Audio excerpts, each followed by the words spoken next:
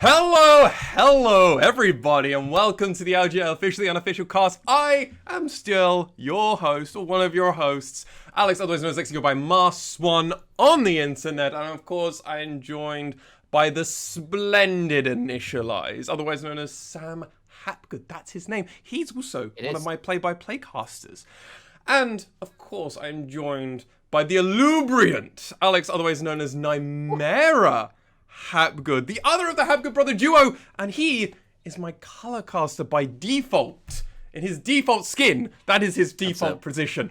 If you pay for cosmetics, I can be anything you want me to be. Oh, that's episode 100, ladies and gentlemen. Remember that. Oh boy, I say, all right. always, gentlemen. The rating of the podcast coming. No, it's going to be like Rusty Blitzcrank, which was removed from the store within. It's Rusty. It's that one skin which changes so little, or it just is so bad they just remove it from the store. That's it. It's gone. Collector's item now. That's it. Well, as I was going to say, gentlemen, introduce yourselves to the podcast. Hey, I'm Alex. No. Nah, not this time. I'm Alex. I'm Nymaera. We don't do an order for this. We tend to just pick up off on each other's social cues, and I thought I'd just barge right in there. Glad to be here. Is this episode 18 now, is it? Yep. 17. 18? Episode 18. Oh, no, 17. 18. Oh, you 17, had a because we beer. didn't do a podcast. So, yes, Yeah, this is 17 true. still. 17 still. Cool. Still on 17. It's hard to keep count sometimes. Yeah. Okay. Very It's good. my turn to introduce myself. There you go. You can tell we're brothers, can't we? Like interrupting, a little bit of bickering. It's how we all love it. Yep, I'm Sam, Initial1ise Hapgood. I'm really looking forward to doing this podcast. It's good to have some serious content to be getting into again, guys.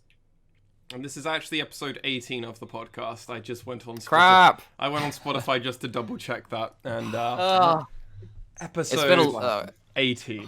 Episode. I've been inside for too long. 18. It's getting to me. Well, let's do some stuff that we're kind of used to. So, Sam, Initial1ise Hapgood. What is this podcast, sir? What is das? It is. Give me a second to recover. It is a podcast covering all things LJL, but most importantly, imperatively, in English, because there was, before we started, absolutely zilch English content. So this is our way of getting people engaged and involved in the up-and-coming LJL and all of its glorious goodness. It sounds like we're doing a lot of people a pretty big service by covering on a consistent basis and not dropping I know, it. right? Sounds like we're doing a damn good job. But with that said, Alex, Nymaera Hapgood, Yeah. sir, we must be affiliated with Riot Japan and Riot Games and all of their partners, right? If we're doing this for such a long period of time, right? Surely. You'd think that, but of course. I do. No, we're not. Oh, We're not. No. We are a resourceful few. We are sat here in our bedrooms making content completely off our own backs. I don't know how you do content on your own back. It's actually quite hard to reach. It's I don't quite have that same shoulder mobility, but we do it anyway because apparently that's the phrase which we need to say. But no, we are not affiliated to Riot Japan, any of their partners. So please don't tell on us. They're gonna come for us. Daddy Riot wouldn't like it. He'll get the slipper out, and I'm not interested in that. Of course. We're a big fan of the product that they make. That's why we do this, and that's why we're here. Absolutely, and with that all said, obviously everything that is going to be said on this podcast is, of course, our own views and opinions and does not represent, obviously, Riot Games and any of their partners, like Nymaera was saying, and also it does not represent the LJL Officially Unofficial. This is just us kind of spitballing, giving some content out there, something to take your mind off of some things, at the same time, giving you that knowledge. At that same time, you can also find out all of our social media platforms. We are the LJL Officially_Unofficial, or you can find us as LJL Unofficial. Pretty much if you type in LJL Un, you'll probably find us a lot of the time on Twitter or on Instagram or Twitch. Unless you find someone who's doing it in Spanish and it's just LJL Un. I mean, maybe Uno. one day, if somehow there could be a Spanish community, that'd be so cool. I'd be up for that. And then we can do collaborations, right? Like, I'm up for that. Yeah, that's it. We Goodbye leaves G2 to do LJL. That's the way it should be. Why not?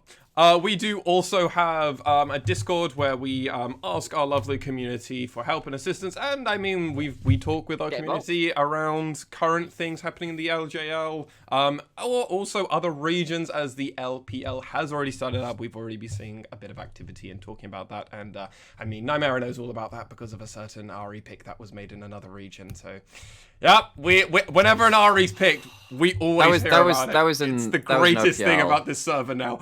Ari gets picked. We know it. Yeah.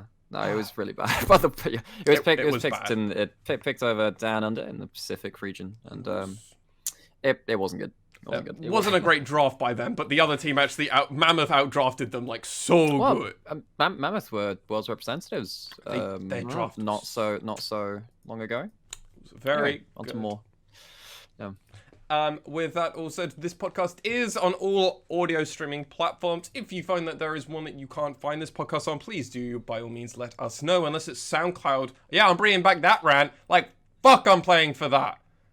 But with those profanities all said and done, gentlemen, I think it's about time for us to actually begin a discussion and me just saying random statements at a camera and a webcam, and for you guys to actually interject with more informative rather than just ripping into me. Let's get into some of the meat and potatoes of this podcast. Our first little section, which is coming with a little bit of relief for all of us, is that the LJL actually has a weekly schedule, mostly. Oh my days. It does. Such a relief, man. Yeah. So, starting on the 13th, so it is this Saturday. This is our last podcast. Saturday. Yeah, and for once, like the others are saying, we don't have tons of midweek matches. We don't have things kind of put within a couple of days of each other. It's largely on a weekly basis. And that's going to, affect the content that you're getting. It's obviously, we're going to be able to streamline a lot of the content that you see over on the LJL Officially Unofficial. It means we're going to be able to keep up with things far more up to date. And just in general, it's going to make this podcast also flow a lot better instead of having to try and cover 2 weeks of content in 1 week, or maybe cover half of 1 week and half of another week, because it's almost like us trying to cover like 30 games, I think, in 1 week we had to do once, which now there was a super week. Like I think we had like 3 weeks effectively within like 4 or 5 days. Yeah, and that is that's 24 games. Yes. So yeah, round that up near enough 30. Yes, it's a hell of a lot.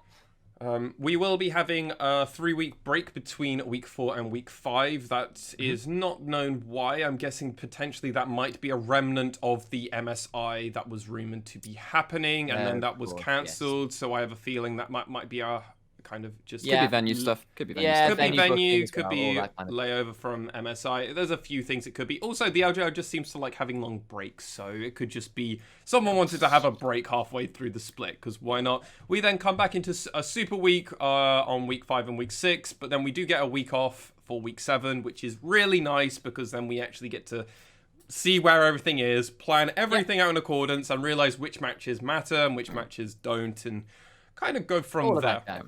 Yes, also worth noting, still a double best round robin. So we've not gone back to a triple, which it was last year. It's still sticking with this format. Okay. So in terms of the league structure, it's the same, but it's just the schedule's now more forgiving for us. Yeah, and one, it will help with YouTube, one will help with streaming it live. We have been talking with each other about streaming it as many games as possible live. Yeah. It's currently on the books that we're going to try and always do at least 4. With permitting of schedules and everything else. Thankfully, again, all of these games are happening on the weekend or during the weekends, so it really also helps if any of us are working or doing anything else on the side, that weekends can obviously just take that reprieve and we can just kind of go, well, wake up at 9, do 4 games, you're donezo for that day. You can do anything else you need to do. Sure. So time zones are still a thing. We live in the UK. Yeah. LJL is in Japan. It means that most of the games 8-9 hours ahead will be starting, and in terms of the run of 8 games, starting at about 4 or 5 a.m. for us, which it's not tenable for us to do that long term. It doesn't matter if it's on a weekend. We kept just doing that week in, when out. It would absolutely wreck us in some ways. For special occasions, we will do that. Playoffs is one of them. As we did for playoffs. Yeah. Exactly. Yeah, that worked really well for us. And if anyone managed to catch those games live, thank you very much for coming and watching us. We very much enjoyed it, and we loved watching our stats go up. So as far as I'm aware, we discussed doing the last 4 games of a day live, and then backtracking towards the first 4. That is what we've settled on for now. That may be subject to change. We'll try and communicate. If it doesn't work for you as a viewer, let us know why. We'll try and work with that. But I think that works best for us. Feedback us on Twitter, on our Discord. We partly run this because we want to cover it and we want to make our own portfolios and show reels and all that other kind of nice, cool stuff. But at the same time, having people enjoy the content is more of a reward in and of itself. And if you think there's a way we can improve on doing that, we want to hear you. And okay, we're continually talking between ourselves. So yeah, it just helps add to that conversation. Yeah, exactly. And that probably means effectively we'll be probably live around about 8 a.m. Central European come GMT. 10, isn't it? Oh, wait. Yeah, there are 10. If we start at 9 here, it'll be 9 there. So if we start... Yeah. If it's starting at 4 games are roughly 4 hours. Follow our Twitter and join our Discord, because we always throw announcements and tweets figure it out. Perhaps not quite as clean cut as I was thinking. You almost got there. You almost got it, Initia1ise. Well, maybe I'm right. Maybe you are. They're an hour ahead right now, so yeah. So if we start at 9 a.m. here, it should be 10 a.m. for Central European time. But if it starts at 8 a.m. here, well, it depends on when we start. The main thing. But we'll try and catch games 5 through 8 on a given day. Yes, that is the plan. And yeah, we'll keep you in the loop. And obviously, we will be still doing some things a blast from the past. So that saying of mine will not be disappearing. Yay. Though some things over on our side might be changing. And again, we would appreciate feedback on any changes you do see from us as well. Pretty much. With that said, let's go on to our next little baby topic. These are only meant to be small little baby topics. And that is, we got a new rulebook for the LJL. Didn't we, gentlemen? It's been published. So I sat there for a while in Google Translate. Yep, you did. You did the long and hard of it. So go for it, Nymaera. Well, Google Translate is not the most perfect of tools. It is not. So as far as I could tell, there aren't any major discrepancies from any given major region tournament of League of Legends. It has rules on residency, on submitting rosters, how you go about a game, controlling your equipment both online and offline. The only things which I really picked out which are worth saying outright is roster confirmation. Didn't manage to translate that perfectly well, or I might have just missed it. As far as I'm aware, for the start of the split, they have to give about 72 hours notice if they're going to make a change to their roster. So that would mean on time recording, we're recording this on the 9th in the UK. So it'll be tomorrow that roster locks will be confirmed. That will be relevant to some of the discussions that we're talking about. Yes. And then there is effectively 2 things on tiebreakers and side selection. In a best of 5, it's not dynamic seeding, which we've seen from EUNA. I believe LCK has it as well, where the loser of one into a matchup will choose games 1, 3, and 5, and then the weaker of the seeds will choose games 2 and 4. So that's an important ruling as well. Okay. And tiebreakers largely done by game score, then head-to-head, and then average win time for your seeding in either 2 or 3 teams. And that's effectively it from the rulebook. Nothing really much outside of that. But if you do spot anything, it is publicly available. Please let us know. We'd be very interested to learn. Yeah, it's just good to know that kind of thing, because this is a few of the questions that we had in the first split, specifically in regards to tiebreaker situation. Nymaera was working on a lot of that kind of stuff through prior knowledge and Initia1ise as well. I was just like, well, I know how this works in FGCs and card games, but I'm like, League of Legends, I'm like, just the person that did the good, let them win. And they're like, no, you gotta do a tiebreaker. What? No, that sounds ridiculous. Like, basically, I was like, how the fuck are Burning Core still alive? And these guys are like, well, because it's because it was a 3-way tie. I'm like, this is so stupid. So Just diving in, so on the tiebreaker thing, just in case anyone was interested, effectively it is, because it's obviously a best of one, not a best of three, it's only on game score, which is your primary indicator, and then it's your head-to-head, so if you're 1-on-1 versus another team, then you get a tiebreaker. But if there are more than 2 teams, it doesn't matter. If you're all in the same game score, you get seeded by your average win time, and then the bottom ones play off, and then face the winner. So we should do best of 3, 2 round robin, but that's just me. I will keep that flag going from when I started it in like episode 7 or 10 or something. The worst thing is you still get gnarly tiebreakers for best of 3s too. They just get even more messy because then the tiebreakers also a best of 3. Also worth noting, all tiebreakers still a best of 1, and they are held on all tiebreakers are held on a separate day, all on the same day. Yes. So that'll be after the split ends. Exactly. Throwback to CJ versus Burning Core at the end of last split.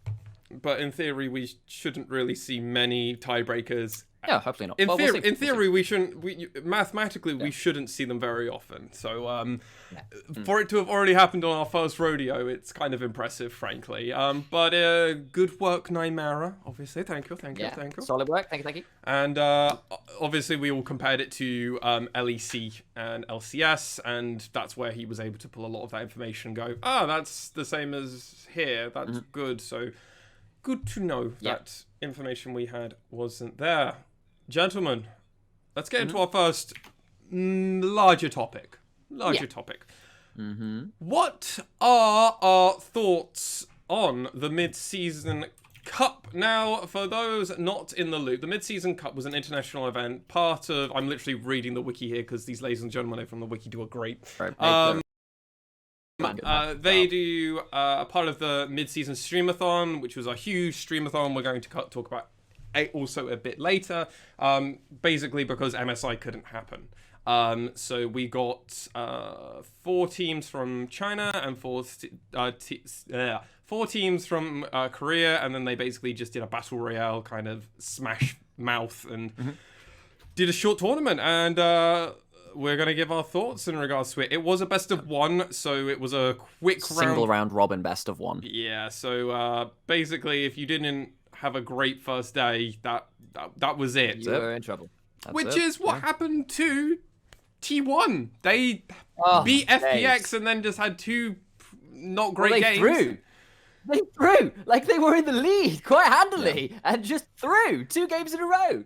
Yeah. I think it's long and short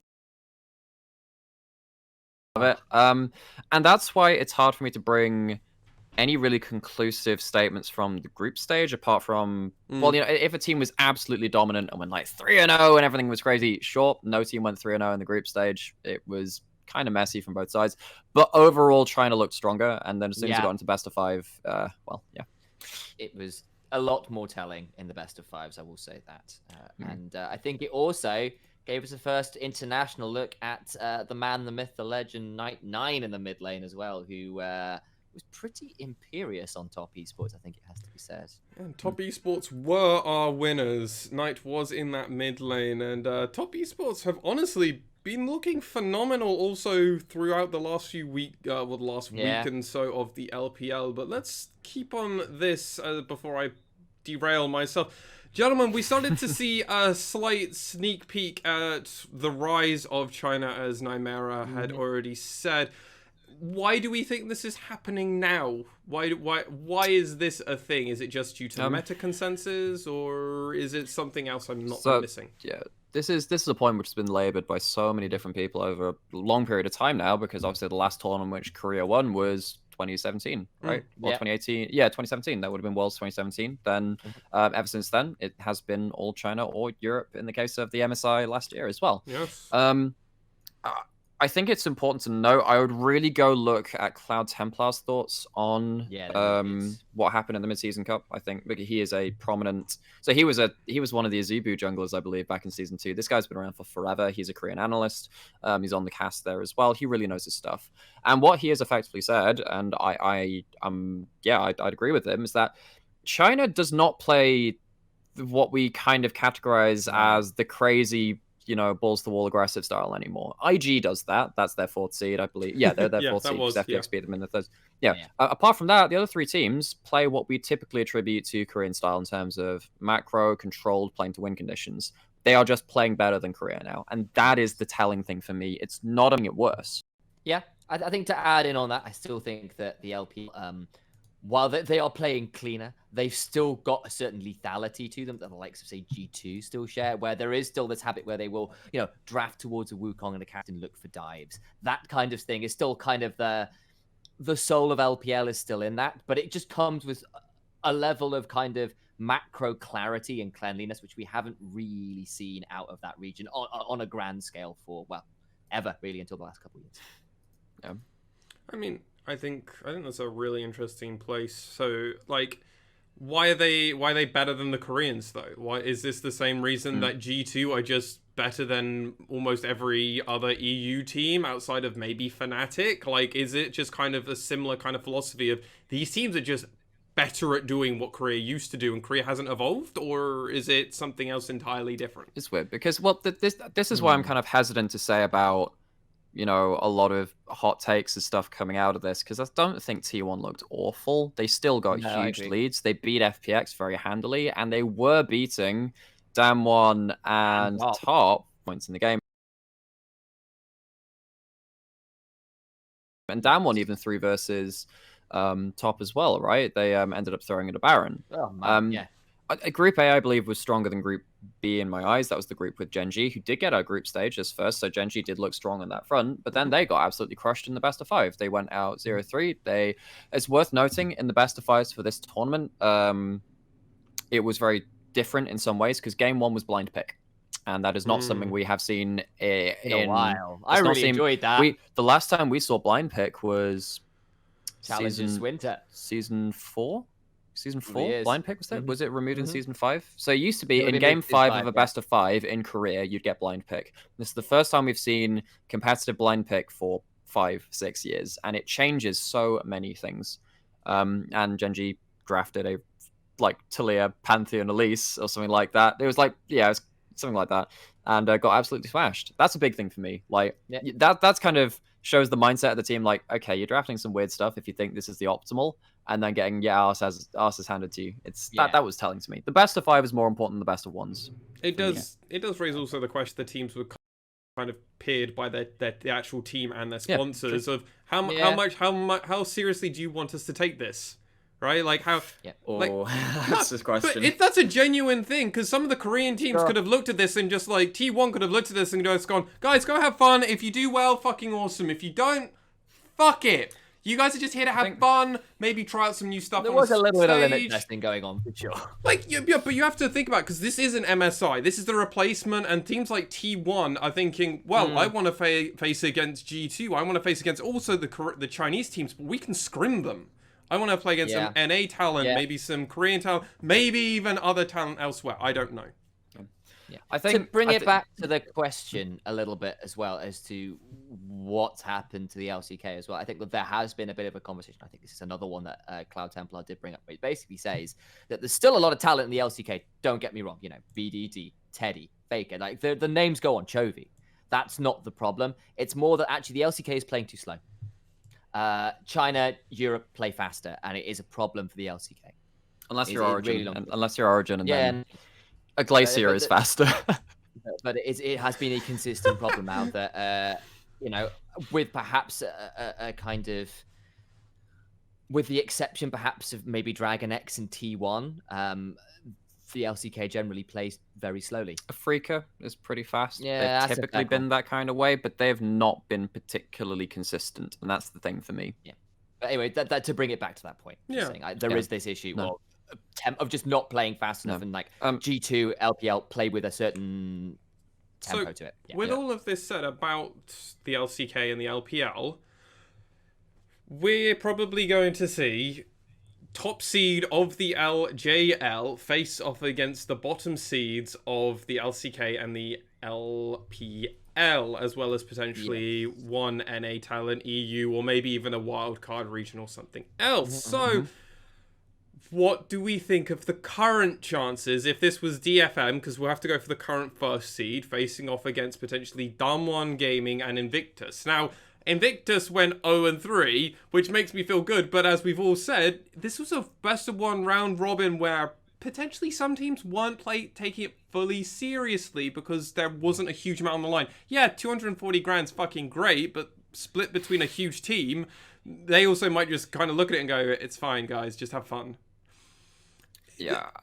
Where do we go with this? What do we think the LJL's chances are? Okay, so just looking, so the thing about the play-in stage for this Worlds is that I haven't talked for a while. So the thing about the play-in stage for this Worlds is that it has been expanded because there's, you know, so we are seeing China's 4th seed, Europe's 4th seed. It's not just the 3rd seeds of them anymore. And these teams have now been put into the play-in stage, which means that our team, which, you know, our 1st seed, has to play against some really tough opposition. Sorry, Sam, I'll let you go. I mean, here, let me paint a scene for you, and this is part of the deal, right? Is if we take the 3rd seed from Korea, that's probably what, Dragon X. Could be. And if you're taking the 4th seed from China, maybe somebody like Invictus Gaming. You are asking me to put DFM, so Seros versus Rookie. How does that sound to you guys? I mean, we're just saying it straight up, man.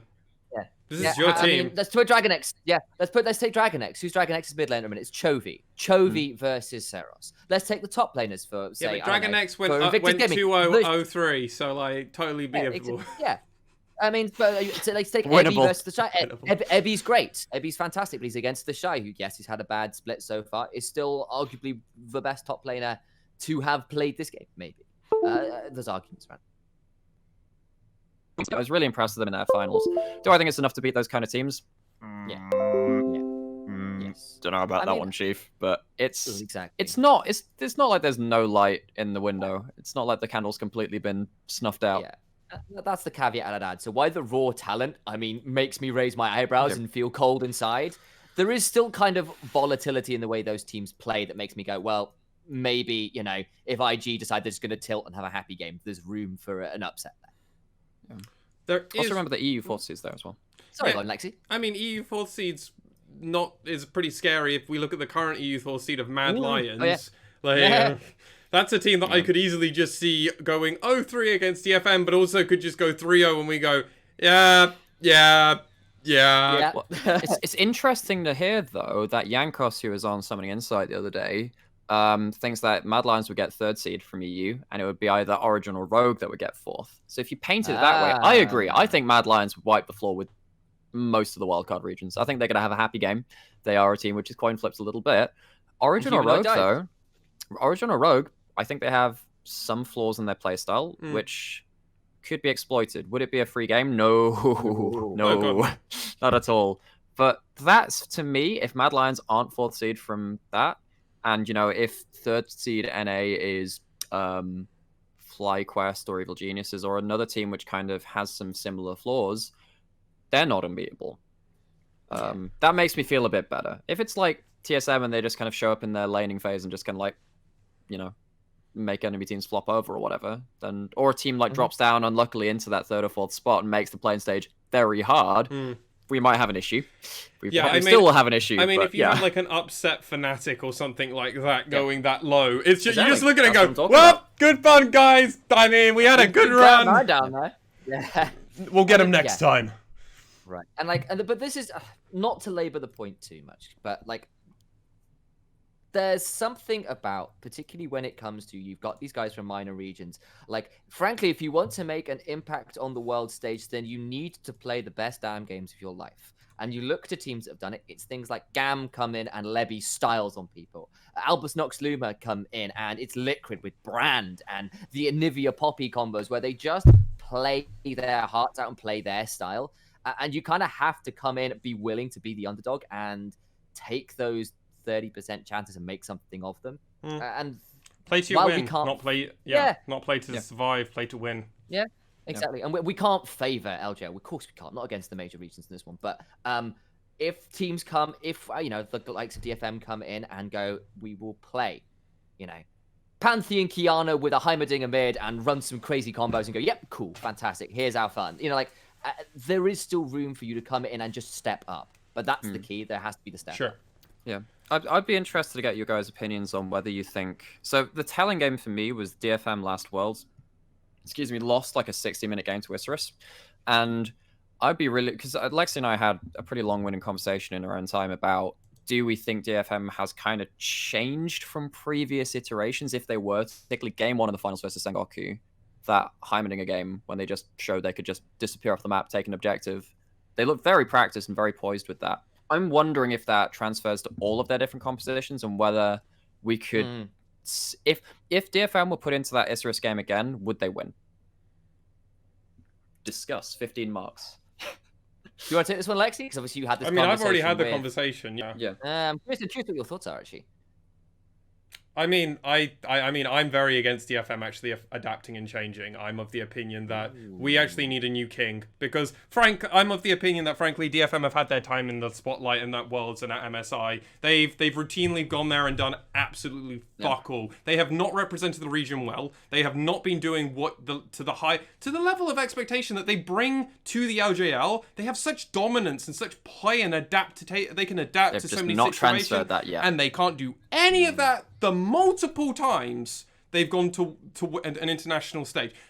You can chalk that up to just jitters and also just trying to learn how they adapt. They've had countless opportunities, and until we actually see some adaptation come from the LJL and that #1 seed that goes to a world stage, I'm very much to the point where I think someone like Sengoku, V3, Rascal Jesters, I'd love to see go to an international stage because I think they might have just a better chance. Yeah, I think there's a question about complacency. I think that DFM have shown some new stuff this split, which is why I'm not as apocalyptic as that. I see. The thing is, the sad thing for me, I guess, is that I see exactly where Lexi's coming from, and I'm trying, and I have that side of my brain, and I'm sat there, I'm like, they could very well go to Worlds and get phased and have a really bad read on the meta, and we could see what they did versus Sengoku in that Juggernaut match, where they just don't adapt. And that at that point, you still have to reach a best of 5 stage. Yeah. The thing about this particular play-in stage is that we've been talking about, well, look at these big threats from Korea and China and the EU forces and stuff. You cannot lose a game to a wildcard if you want to make it out of this play-in stage. I think that if the LJL representative loses a game versus a wildcard region, another emerging region, trying to shift out the wildcard terminology, but it's still kind of around. But if you lose a game to a wildcard, you're probably not advancing. Yeah, that's the reality of it. Yeah, I'm with you. I think for me, I get where Lexi's coming from, but I do think there has been a big shift in the way DFM have played, particularly when games aren't looking as easy to win, where they haven't had to go to the complacency of win lane, win game because we're better and because we've got such weird picks that people don't know how to play against. Well, I mentioned that on the very first podcast, remember? What would they do? Yeah, and I think that actually, for me, the growth they've had with on-air has been pretty on point. Does that mean that I expect LJL to necessarily do all that well internationally? Not necessarily. But then again, there are a lot of other teams out there who are actually quite good, and that is quite difficult to prepare for. And, we've seen teams like the OCE come in and not make it. When they've had some ridiculously good teams that they think are pretty exciting to come in and not make it. Latin America, CBLOL Turkey, as well. CBLOL. There is a lot of talent around there. And I will also say we've seen teams that are now considered international superstars crumble the first 2-3 years they went to Worlds. G2 is notorious for that. They became the villains of EU for absolutely choking multiple international events in a row. So I still have hope for DFM. Do I think it's easy? No. Do I like what I'm seeing? Yes. Do I think they're going to be, LCK 3rd seed, China 4th seed? No. The thing is, I don't. That's the problem for me. If you guys have that expectation of I feel like they're great, but I don't think they're going to beat 3rd and 4th seed, then what's the fucking point? It comes to a conversation I had on the previous podcast where I literally start talking about we have a pity invite. And I mean, it comes to that place, right, where multiple other regions have normally had one team at some point throughout the last 4 or 5 years, maybe even longer if we have to stretch it that long, who have made it out into the group stage, right? That, for me, a success for the LJL is getting to that group stage. And this is why in mine and Nymaera's personal conversation we had off air, I was so frustrated and disappointed that we couldn't see DFM at MSI. Because if we get to see DFM at MSI and they perform well or they perform poorly, we gain so much just information about where the LJL is. We don't know. But we don't. And we also didn't have a VCS, PCS. We didn't have a mid-season cup. We were just left all on our own. And we're just kind of like, why couldn't we play against the Aussies for a bit? Come on. Yeah. Come on. No, and we had a chat before about, you know, who we actually think would represent our region best internationally, particularly before the semi-finals. I sat there, I'm like, DFM are looking pretty... But they adapted very well with the patch changes, and we're going to talk about a bit more about patch in a bit. But like, just remember, guys, if you're listening to this, it comes from a place of love, this frustration, because we sat here and we really want the LJL to do well. I want them to win Worlds. You know, I mean, I know, I am legit of that level where if I want a team to win, I want them to fucking win best, it all. Do the absolute best. Exactly. Well, the TPA. It's time. Yeah, exactly. Oh, man, I was a big supporter of TPA. I got all them skins, as I said before. I mean, it's of the level of Jizuke. I think he was on a podcast. Vitality. Yeah, and he was like talking, when he wins, he wants to win Worlds. He wants to win, and he believes in his team to win, right? And he promptly went to NA. Don't blame. If he thinks that's his best chance to get to Worlds and to win, that's what you've got to do as a player, right? He wants to win. Some people don't have that mentality. Some people want to get a paycheck. Some people want to get streaming fame. Some people have multiple reasons for what they want to achieve in their careers, especially as a professional League of Legends player. Some people just want to win their region, right? Like one time, and then they'll be complacent with that. I want a team, if they go to Worlds and they look very strong in our region, I want them to kind of start stomping international talent and then bring it home, frankly. And the caveats for me in terms of things which I think are better this split than any previous split of LJL, I think the competition is way above what we've had before. Yeah. So there have been teams like V3 CGA, USG hanging around, which have posed some threat to DFM, and of course many years past we had Rampage and Pentagram, which even won, right? But they were still the same cohort of players still winning the cup. It was still Ebby winning, for instance. It was still Beautiful winning. Yutorimashi, right? You know, these players that are still around the top. Exactly. Yeah, but then you look at the current iteration of the contenders in Sengoku. You've got completely new mid jungle who, of course, you still got Yutorimashi, you still got Afamen. They've been around for a while, and NT has been around for some time too. But you've got new blood. We've got Aria from CGA. Gango's there too. Gango was also actually around the LJL before. I'd actually not realized that before, but he played a little bit there. No, I just completely blanked on that. Okay, I think I remember and forgotten about it. And then, of course, we've got Boogie and Archer and Reyna in for V3. There is new blood here, and this is new blood which is of a high level, and they have contended with DFM to some extent. Has it been perfect? No, they have taken games, and I think that the overall level of the LJL is higher, and that only stands to put us in good stead. Is it going to be enough? Yes. We just don't know. We just don't know. Exactly. Yeah, and I mean, that's also a point we've raised on previous episodes where it's like, well, do we need new Japanese talent to come through the ranks? And like, maybe that's just eventually going to come up, and then hopefully we have a few really strong Japanese players that go onto a few different teams, and then before you know it, with some great Korean players or import talent. We don't have to be Korean, apparently, from what we've seen. Corporal is a great showing that you definitely don't have to be Korean to be an import and then to actually smash face and be one of the best supports in the region. So no, we're proud of you. Proud of you, buddy. So with that said, there's a chance. I mean, we just want someone who represents the LJL to do well. I think it's and to actually make it out of that group stage, frankly. And like, as much as we didn't want to spend too much time on one topic, I'm glad we did talk about this in the fall there, because it would feel really bad to cut that short. We got a lot of things covered in that very short amount of time we actually talked about it, so I'm pretty happy with us. Gentlemen, let's go on, because we really should, and if you've got any more points, you should be able to have another section a bit later where you'll be able to bring it up. What do we currently think of patch 10.11? This, in theory, will be the main patch that we will be opening on for the LJL Week 1. And it's already the patch that's currently in use over in the LPL. Gentlemen, what are your current thoughts on this patch and the competitive season at the moment. Initialize, go on. I think the big ones here is the fact we've got some pretty serious buffs to a lot of the marksmen, actually. I think pretty much all of them have had their base health go up, which is a pretty big deal in the lane. Yeah, and health per level as well, base health growth, as it's called. I think across the board, a little bit of solo lane changes to the likes of Lucian and Kalista as well, which actually is pretty big news. There's been a lot of conversation in the community about whether marksmen are a little bit weak, and this hopefully should give them a little bit more agency. It might mean we get to see a bit of a shift away from the likes of Varus and stuff. Maybe things like the Kaiser and the Xayah coming back a bit more. Ezreal, Aphelios. Yeah, those two big ones as well. Absolutely. Go on. And I tell you why it's those two, which I say that Death's Dance is absolutely fucking broken. Yeah, the new blue So the whole idea about AD carries right now, so the current AD carry mentality for the last however long has been, what is the most optimal damage output I can get on this champion? What are the items I build? Now it's shifting to, what do I build to survive and still be relevant with my kit? So we have stuff like Iceborne Muramana into Death's Dance Ezreal. We have... I'll kill him. You can't kill him. You have Death's Dance coming out 3rd, 4th onto Aphelios 2.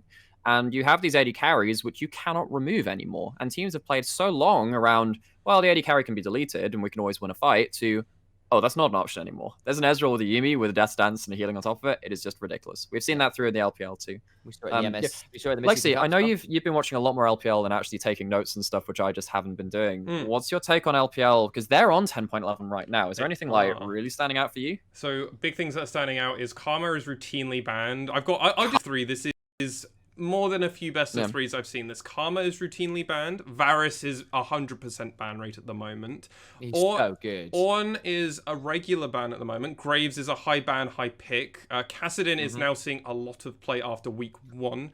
Kalista is a high priority as well, banned a lot as well. Normally on blue side, so Varus is a red side ban pick. Ban 1, and Kalista is normally a blue side ban 1. Yuumi is a high ban, which is a conversation we've had before, and an actual something I've said to Nymaera in the past, where I think if you ban Yuumi at the same time as banning Yuumi, you hurt Ezreal and Olaf enough. Where it's to a point where if you ban Yuumi, you almost are banning 3 champions in once. So I think it's a great ban at the moment.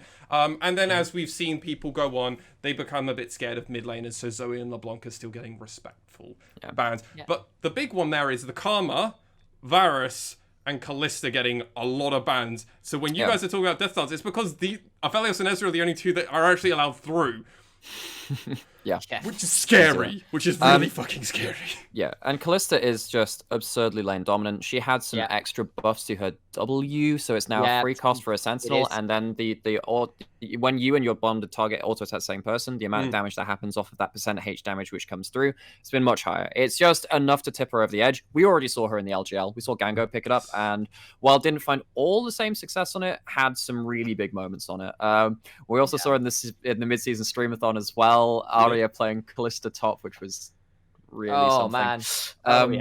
It was something. But I think it's really important you bring up stuff like the Karma as well, because it seems like a lot of champions are just facilitators right now, and a lot of that is because of Graves, and a lot of that is because of Olaf and Nidalee too. If you look, Kindred has come back as well into the likes of Trundle. So many junglers are not bringing their own setup anymore, because Nidalee doesn't have CC. Graves has a smoke screen, that's it.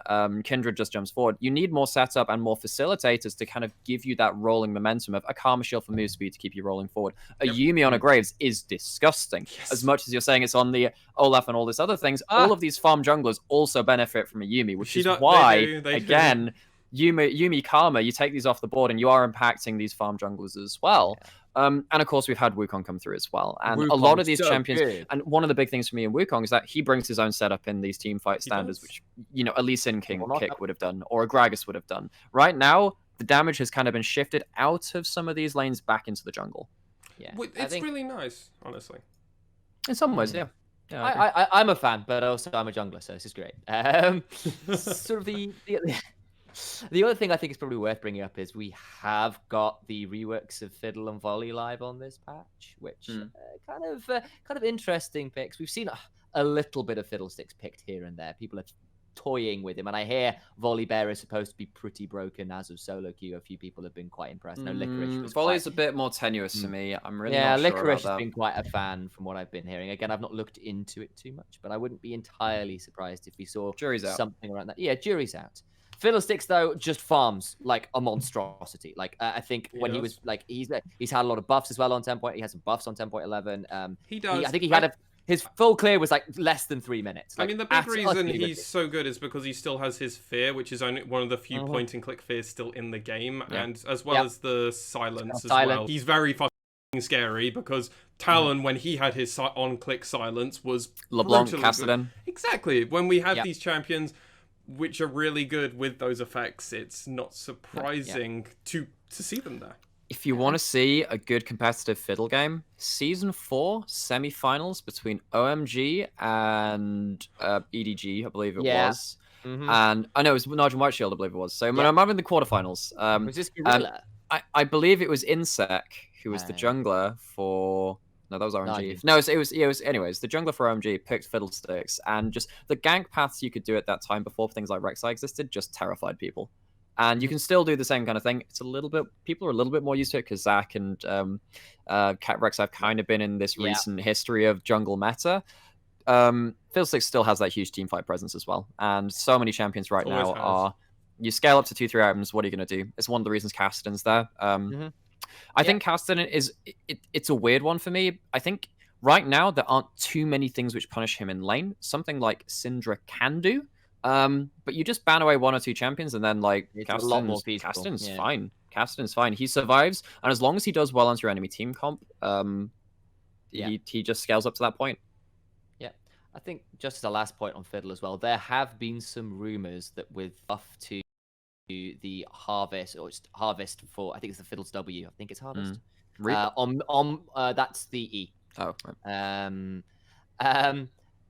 Apparently the buff onto minions means that solo lane Fiddle, specifically top lane Fiddle, when he's playing around the bushes, is apparently a little bit terrifying. Some of the streamers have been talking about that. I mean, so maybe if there's a bit of flexibility, I'd love to see top could Fiddle face against current Wukong personally. Oh, it could be it would be hella interesting. Oh man, there's a little bit of flexibility in Fiddle that might add a little bit of priority there, perhaps. I mean, we will have to wait and see. Something I've also been noticing, and this is kind of 2 points in one, so you're getting a 2-for-1 here.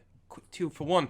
Senna is actually still good and viable as fasting Senna, which I think no one was particularly surprised about, but we're actually seeing her not just be supported by Kench anymore. We're seeing Maokai, who we've already been aware of, was definitely a high anticipation. We saw her in the mid-season cup, both in that top lane, but also as a fasting support for Senna. We're also seeing Set now in that support role in a consistent basis for Senna as an alternative for fasting Senna, which is actually really nice in a lot of scenarios because you don't have to play Kench, and it's actually really nice not having to play Kench. In that same sense, Set can be played not just alongside Senna, but alongside other carries, and what he brings into a lot of team fights is fucking dirty, frankly. Yeah. We saw him being flexed already. You know, we've been seeing him flexed all season. Being able to be put against the Senna as well, it's good. Yeah. It's also worth noting, so one of the reasons for that is because of the Grasp Frozen Mallet build, which is coming out. So you don't take Glacial Augment anymore. You can do, I think, if you're with the Tom Kench, because I think the value on that is still really good. But if you build Frozen Mallet, you get like 400 HP. Your Grasp procs apply on your Q, which means you get to apply them a lot, and you get just a ridiculous amount of HP. Even if you're against something like a Syndra, your one-shot potential is much lower now, which means that you don't have to have it to support with you, which stops you getting one-shot, which means you don't have to play with a Tarek, you don't have to play with a Tom Kench. It opens up those options. Welcome, ladies and gentlemen, to Season 10 Summer, where your ADCs are now your tank. I mean, it's an option. No. I mean, I'm being facetious there, but we are starting to see these defensive builds out the likes of Ezreal and Senna, which is kind of interesting to see. I think it's definitely raising that there's going to be a lot of options when it comes to the pick and ban phase, which is something I'm always a huge proprietor of when it comes to it. I love to talk about pick and ban phase, and I mean, I recently revealed something to Nymaera about what I used to do in Magic. which blew his mind, where I was like, I know what they're doing after turn 1, which is basically like first rounds of bannings. I used to be able to do that in Magic. It's like you did like one land card, and that's it. I know what they're doing. And it's like that kind of, it's very difficult to translate that fully into League, but there is this concept that I think probably eventually could be translated over. It's something I've talked about with Initia1ise before in pub environments, where we talk about crazy things that we wish we could magically mind, but I think it's options. It's options, and it's at least something that's getting explored more now in League of Legends. In different ways. So in game, it's stuff like tracking a jungler. You know, you put one ward down and you don't see them, or you do see them, and you can play around that. And you can, you count. So it used to be counting CS on the junglers. Like you knew it was like 10 for Krugs, however many for all the different camps, and you'd be able to like. So if you know they've done like 4, they've probably done like wolves and 1 buff, and then you can go off of that. But then of course they changed the way jungle CS shows up and stuff like that. In the draft phase though, like a single ban, it's like say you banned out a Kassadin very early, and like, okay, what does that mean? What don't they want to have countered by a Kassadin here? What's happening with that? The problem is like it is a little bit too diverse in the options you can pick right now to get like really clean stuff from that, particularly. But then you can tell from certain habits that teams have, it narrows down your options. So yeah, it's somewhat present, just not perfectly. I mean, it gives us more to look at. Let's quickly go on, unless any of you gentlemen have any more points you want to talk about for 10.11. I'll get that. Very good, very good. Then let's just do a little bit of cleaning, just general cleaning that we need to do in regards to confirming rosters for the LJL going into this 2020 summer. As Nymaera had already hinted towards earlier, we can't fully confirm everything because it's 72 hours until things could be fully finalized. So we don't fully have a confirmation of every single roster, but we're going to try and do our best. Currently, we should be having a lot of the same, to my knowledge. If you gentlemen want to fill me in on anything that I'm currently unaware of. Yeah, so we discussed in a previous podcast contracts and when they end in the LJL. Effectively, the only things which have changed thus far, so Rocky has left Burning Core, he has retired, so good luck to Rocky in your future endeavors. We love you, we miss you.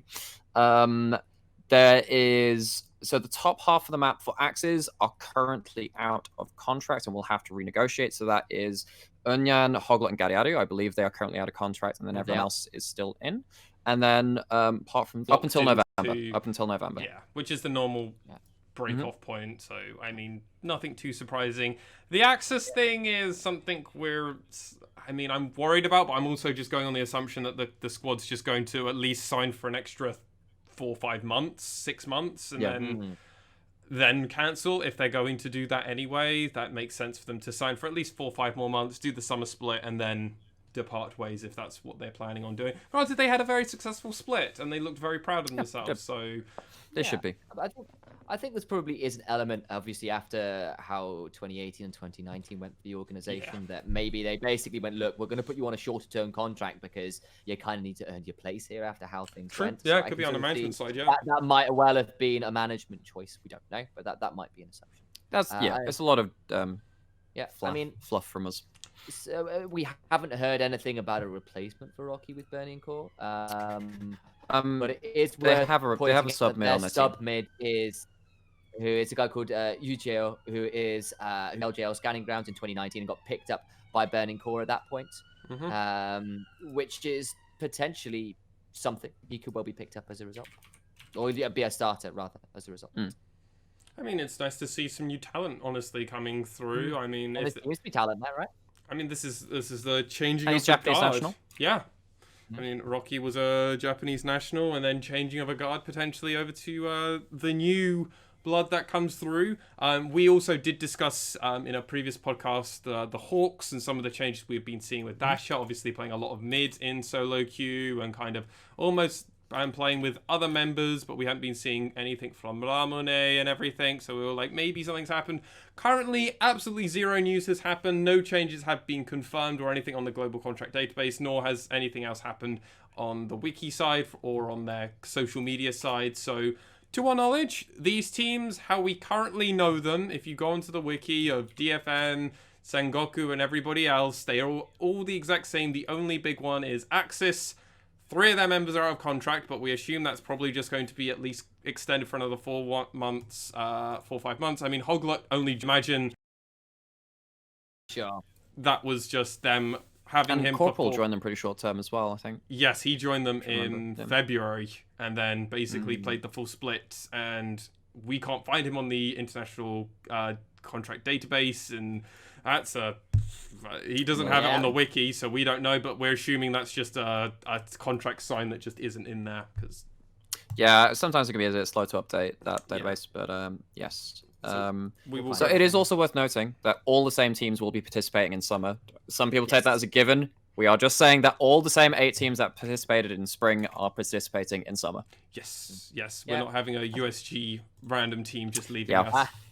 Yeah, and I like it's like as a sort of like last thing as well. Like the no news is news thing. The Hawks, despite some rumors about who's playing what in solo queue, have currently changed nothing so far as we can tell, which is kind of news in and of itself. You didn't know we had a break, but we had a break. Welcome back from that break.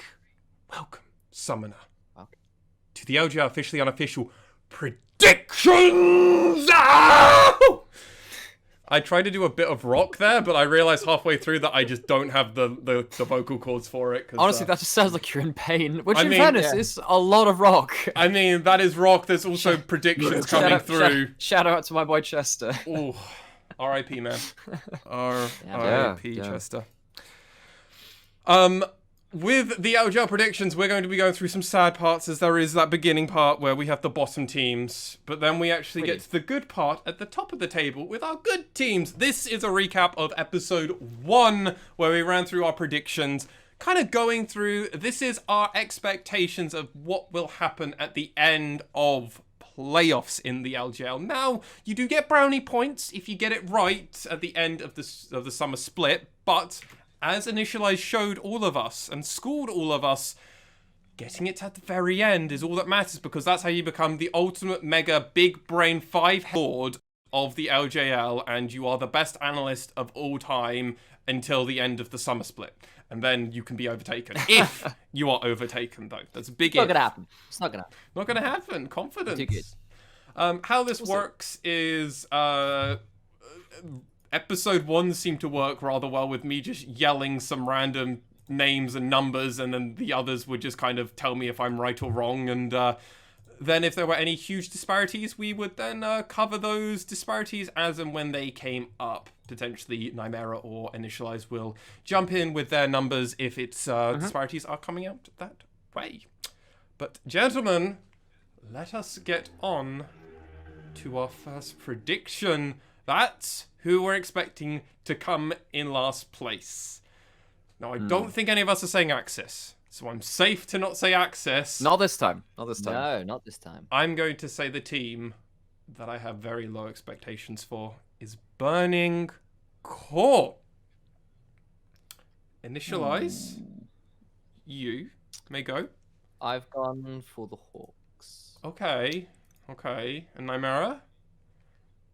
Also gone with the Hawks. Okay. So, in the minority you are, Lexi. Yep. Alright, the minority rules mean Explain yourself! Okay, yes sir, no Justify sir, it. okay sir. They've lost an anchor in Rocky, who was a long-time member of Burning Core, pulled the team together. It feels horrible to put Ray Farkey in this spot, but they currently don't have a mid laner. If they have a substitute mid laner coming in, we don't know how much time they've been playing with this guy. We don't know if he's been in-house or if he's just been doing their own thing. As they do get their own salary while being on the team, they don't necessarily have to be with the team at all times and everything else. So we don't even know what's happening currently with Burning Core, and they currently don't have an official actual mid laner. So I think the Hawks personally might have a slight advantage over Burning Core. Gentlemen, though, you put the Hawks in last place, though. We did. Right. Do you want to take this? Do you want me to lead off, Sam? I'll take this one. Gotcha. The older brother going, no, I can do it. I can do it. Yeah, just specifically because the Hawks, as far as we know, and again, we haven't had roster locks, have changed nothing. And the Hawks in spring had systematic issues with the way they played the game. There's talent on that roster. They have the likes of Ramane, of Tussle. Dash is a great player as well. Like, there is talent on that roster, but there is absolutely no synergy. And I think they've got a lot of catching up to do. The problem is that there are a lot of other rosters that have talent on them and already have synergy. So even if they improve, I just don't think they'll be able to improve enough to actually catch up on the other teams who've now had 3+ months of, well, realistically, if they got together in December, 6+ months of kind of getting that synergy down. So even if they do get better, I think the mountain's just too big to climb at this point. There's something to that. I also think that throughout this split, Riot are going to aim, and whether they successfully do it or not, that's something to be said. We'll aim to remove some agency from mid lane and give some more to AD carries.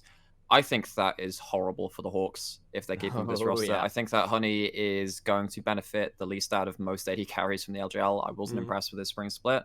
Ramane had some good moments, but if he isn't allowed to roam and be aggressive, if the changes come through so we've had some preliminary ideas come through as how Riot would go about that in terms of changing the minion waves and how they interact with mid lane.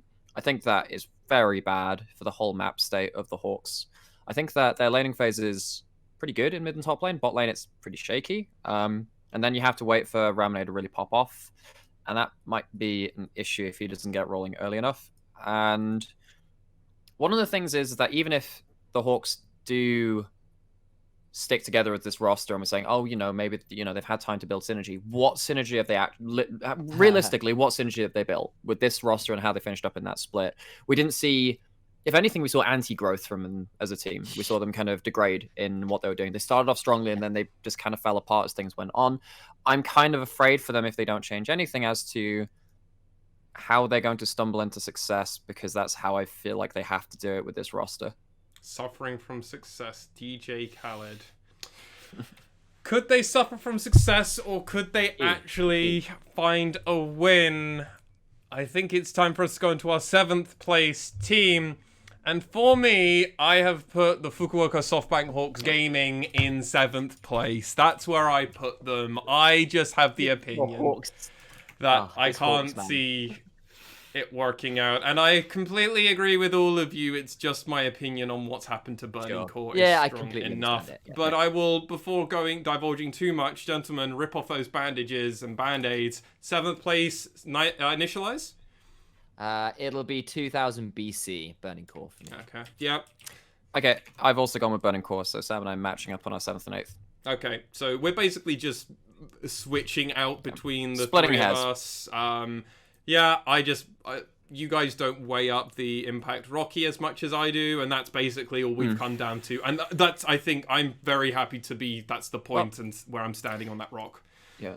So if I were to be an opportunist, I would say this is actually an opportunity for Burning Core, because I think that one of the problems I had with Burning Core, and remember back to that podcast episode where we were talking about make one change to any LJL team, one roster change, and how do you make them better? I effectively went for the route of let's get Burning Core a more aggressive mid laner, because I think Rocky had a middling split. I think his LeBlanc was really good outside of that. I think that's partly why he's retired.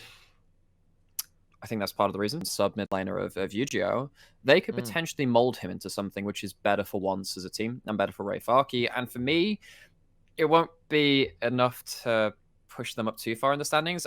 I think Burning Core potentially in this last split were better in the regular season than Crest Gaming Acts. Oh, 100%. Tiebreaker says a lot.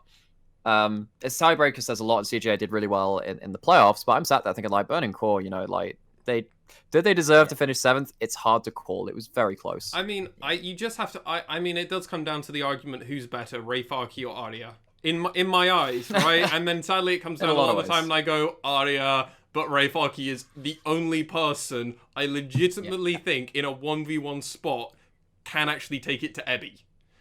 Or at least last split. In the LJL. Last LJL split, especially. it was the only he was the only person.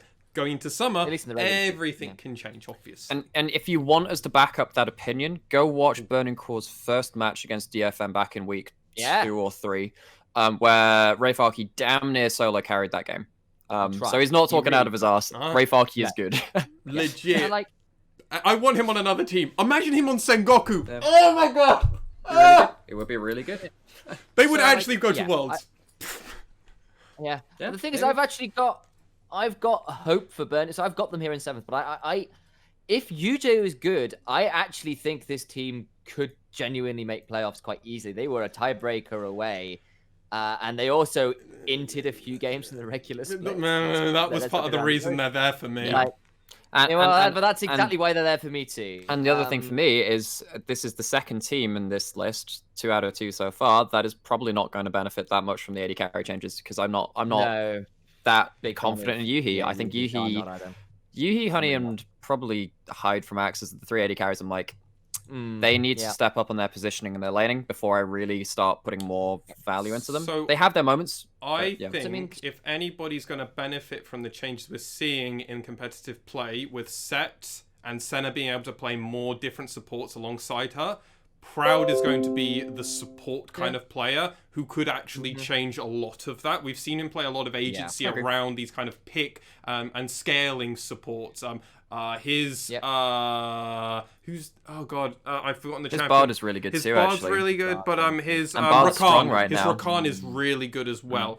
And I think if you can give him maybe something like a Maokai or a Set, there's opportunity. Now, at the same time, if Yuhi just runs it down like we have seen before, doesn't matter, or just gets picked off unnecessarily, which is more what happened actually.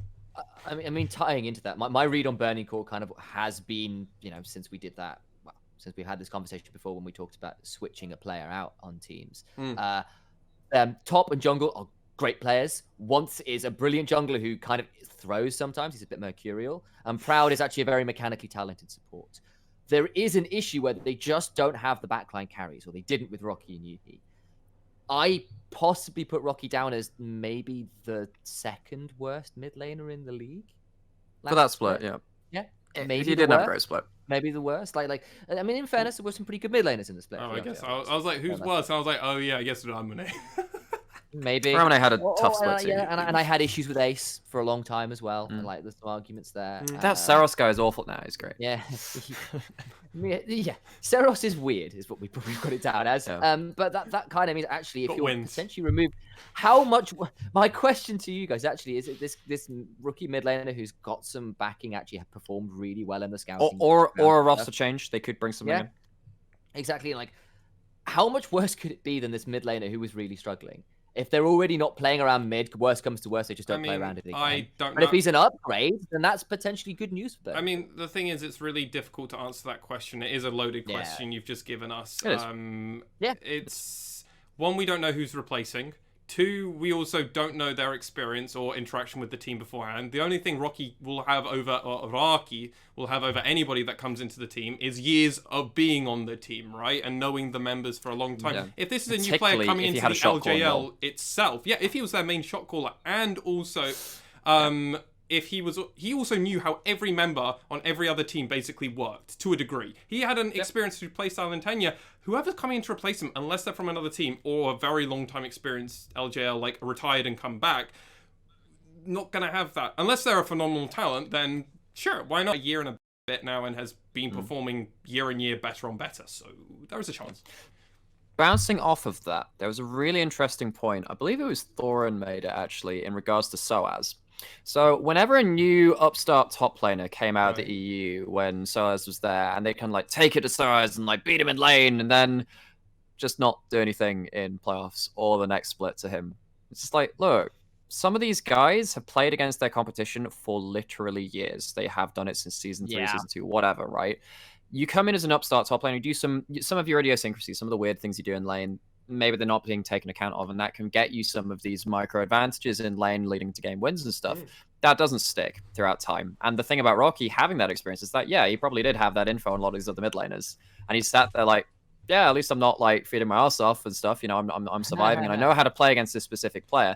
A new player may have that benefit to having their own idiosyncrasies, but they don't know how to play against these other players as well. So the experience thing is a relevant part, and it's been well documented among some of the most famous League of Legends pros we've had. So, with that all said, we've got a lot about the Fukuoka SoftBank Hawks Gaming and Burning Core, but gentlemen, let's see who we all think is going to make it into that playoff spot in 6th place.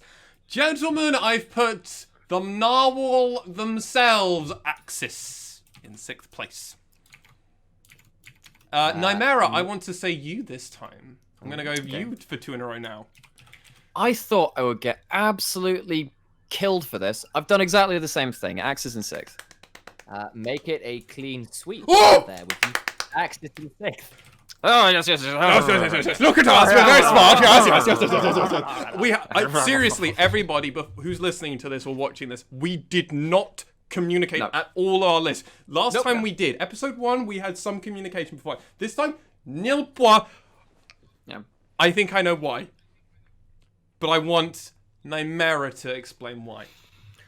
Okay, so I think that Axis gained a lot of cohesion as a team throughout the split. Yep. They still barely made it into playoffs. Yep. The thing which is hamstringing me, because this is at the end of playoffs, I don't think their lanes are strong enough to go up against the teams which are above them now. I think that Ernyan is a weakness in the top very well. Don't get me wrong, I think that's a great thing to do, and we've talked about how we really appreciate Corporal. I think he's been a great addition to the league. I think that, and I also talked about Hyde as well, their AD carry. He sat there in the bot lane. When Jinx Lysandra made an appearance in the LJL, we had week 4 when that kind of started cropping up. I thought that Gariadu in the mid lane was one of the best Lysandras. I think Gariadu is a superb mid laner. I thought that Hyde was not a good Jinx. I think that if you're trying to play around an AD carry, which will inevitably be a something which happens within multiple games this split, he's not someone who really carries on his own. He needs a lot of setup, and his positioning can really be at fault. I mean, I think that will really hamstring them against some of the top teams. Let's remember, Gariadu used to be a 2nd and 3rd place contender on USG. Yep. He was on one of the teams that made the summer playoffs and won USG and lost to DFM in a best of 5, going 1-3. Still picked up a game off of DFM back then. Yeah, this is a Kango and Enty actually went the distance, and they went all the way to the finals. They played against that just scary Pentagram team and went 1-3. Like, gentleman, he can definitely do it. It's if he gets the rest of it, and I do agree with you. I think Ernyan is definitely a little bit of a vulnerability on the team, as well as I also just think they need more time to just gel together. Honestly. Yeah, no, and that's the thing, right? They could always just gel. We saw that happen in this split. They could go a step beyond that. If they do, the problem is the point. The points where they're succeeding. Oh god, and we saw the series versus V3 in the playoffs, and this is why I was a bit weird putting them in 6th, because I didn't see them versus CGA and Rascal Jester. I'm sat there, I'm like, they got their asses handed to them by V3. Like, they didn't play their game plan very well, and that was a shocker to me because they've done that the whole split. And then talking about it in playoffs, I need to show an improvement in a best of 5 scenario.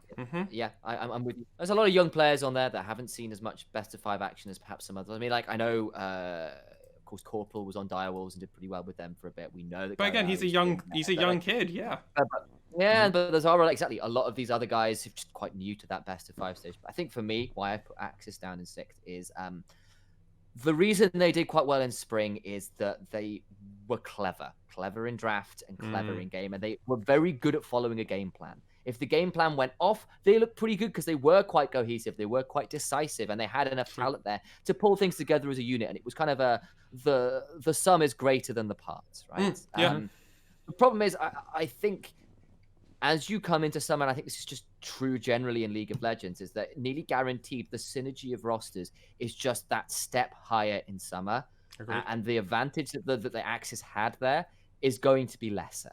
Yeah, it will be, but that's just the nature of how kind of rosters improve over time. And then there's normally the winter layoff where everybody gets a little bit worse after Worlds, and then we begin at a low point, and then we slowly climb to the apex, which should be at Worlds, and then everybody starts to deteriorate a little bit, and then. In theory, you never fully go back to where you were. There's always a slight improvement, and that's why the average hopefully improve. Yeah, and that's why the average skill of the average player of the game has gone up from season 2, really, when professional play proper started, all the way up to now. The average player is just significantly better than the average player of season 2. As a person that's played since season 2, I can say that with a testament, because damn, people actually understand how wards work, but then wards have changed radically. So I mean, like I have a Smurf which is in gold, and I'm a diamond player, right? And honestly, I don't find it easy. The smurfing in gold. I'm sat there. I'm like, actually, the players are not making as many brain dead mistakes as they have done back in those years. I'm sat there like, and I'm not a challenger smurfing like TF Blade and his No, stupid. but Mid King legit has that exact same problem. He's like in Is silver. it Mid Beast? Mid Beast, yeah. Sorry, Mid Beast. Make fun of mine if he ever finds this, and actually that will be clout for us. So do it. You won't. I dare you. You won't. He was actually talking about this on a video of his where he was like, man, smurfing in silver and gold, I do not envy. I don't know how you climb out of this. He's like, I'm legit challenger in Korea and I'm struggling with this. And I'm like, oh God, that's horrible. And then I go, yeah, that's why I can't get out, guys. It's honestly, the two ways I've found success is playing something ridiculously lane dominant with scaling. Something like literally just Lucian mid. Like, you play that, you outplay people, and you scale somehow as well. Right? Or you play burst junglers, which can carry on their own and kill every lane. Yeah. That's basically... You play something like Kha'Zix or Kiana in jungle and just, like, pop off. See, I've been playing lots of Master Yi, and I've been loving that, because people are less good. That's good. another one, But I think Kha'Zix is probably a better idea, because you just want that one-shot assassin before people can Morgana Black Shield. And... I'm sure people have their own. Don't play support; it's really bad in low elo. But yeah, speaking of jungle and support and stuff like that, those are the strong. I mean, Axis have the strong points. Mid jungle support for them are strong, and that's why I think if they do shake off their nerves, which they definitely had in that first ramp, particularly here in the first 3 weeks really of the OJL. Yeah, I mean, their best of 5 versus V3 was not indicative of what we saw in the regular season of them. If they bring their form to bear and, you know, they sort out the laning phase a little bit and the meta kind of falls into their hand and they have a good read on it, they could push up towards 4th, maybe. I don't think they've broken to top 3, but they could definitely push up there. And if they're willing to pick up the kind of the clever drafts that people aren't expecting, you know, your Karthus, Tristana duos, your Jinx Lissandras, that kind of thing where you go, maybe these guys do have that kind of additional bit of spark and creativity. There's the word we're probably looking for. They definitely have room to make it into playoffs, and they definitely have room to punch above their weight. Yeah, it will be interesting to see what comes out. Now, I'm interested to see our next 3 picks, personally. I think that's what's going to be interesting. I definitely think I'm going slightly against the grain with my ordering, but I am ready for this. Go on. I'm expecting Crest Gaming Act to come in 5th place. Okay. Nymaera, I want you to go again.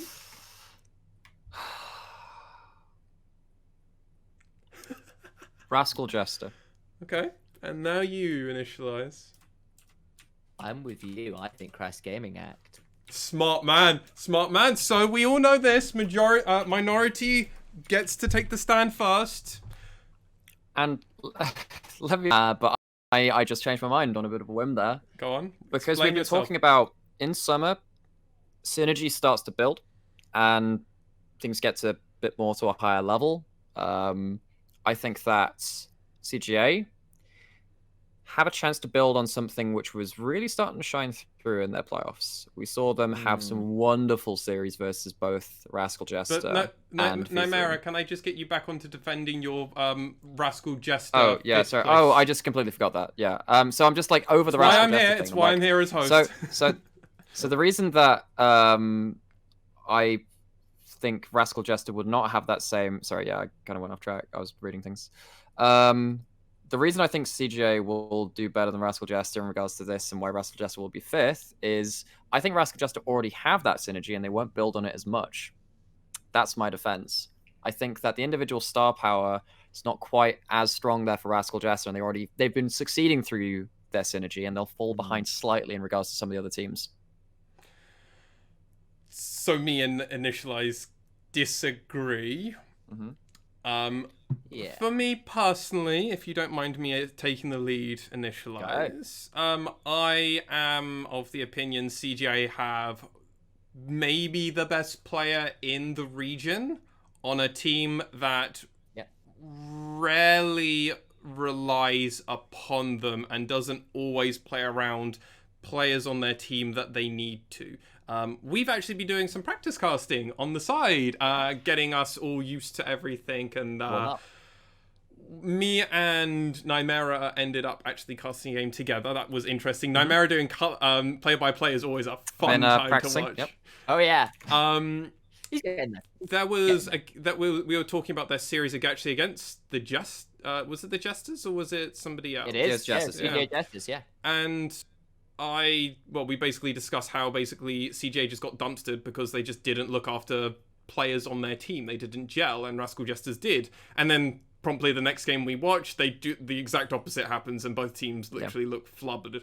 But CGA, I think a constant reason why they've lost a lot of their games is because of that. They also, and a big problem for me, is they are face-up drafters. They do not try and do anything tricksy. They do not try and do anything special. They rarely flex pick. They go, this is it.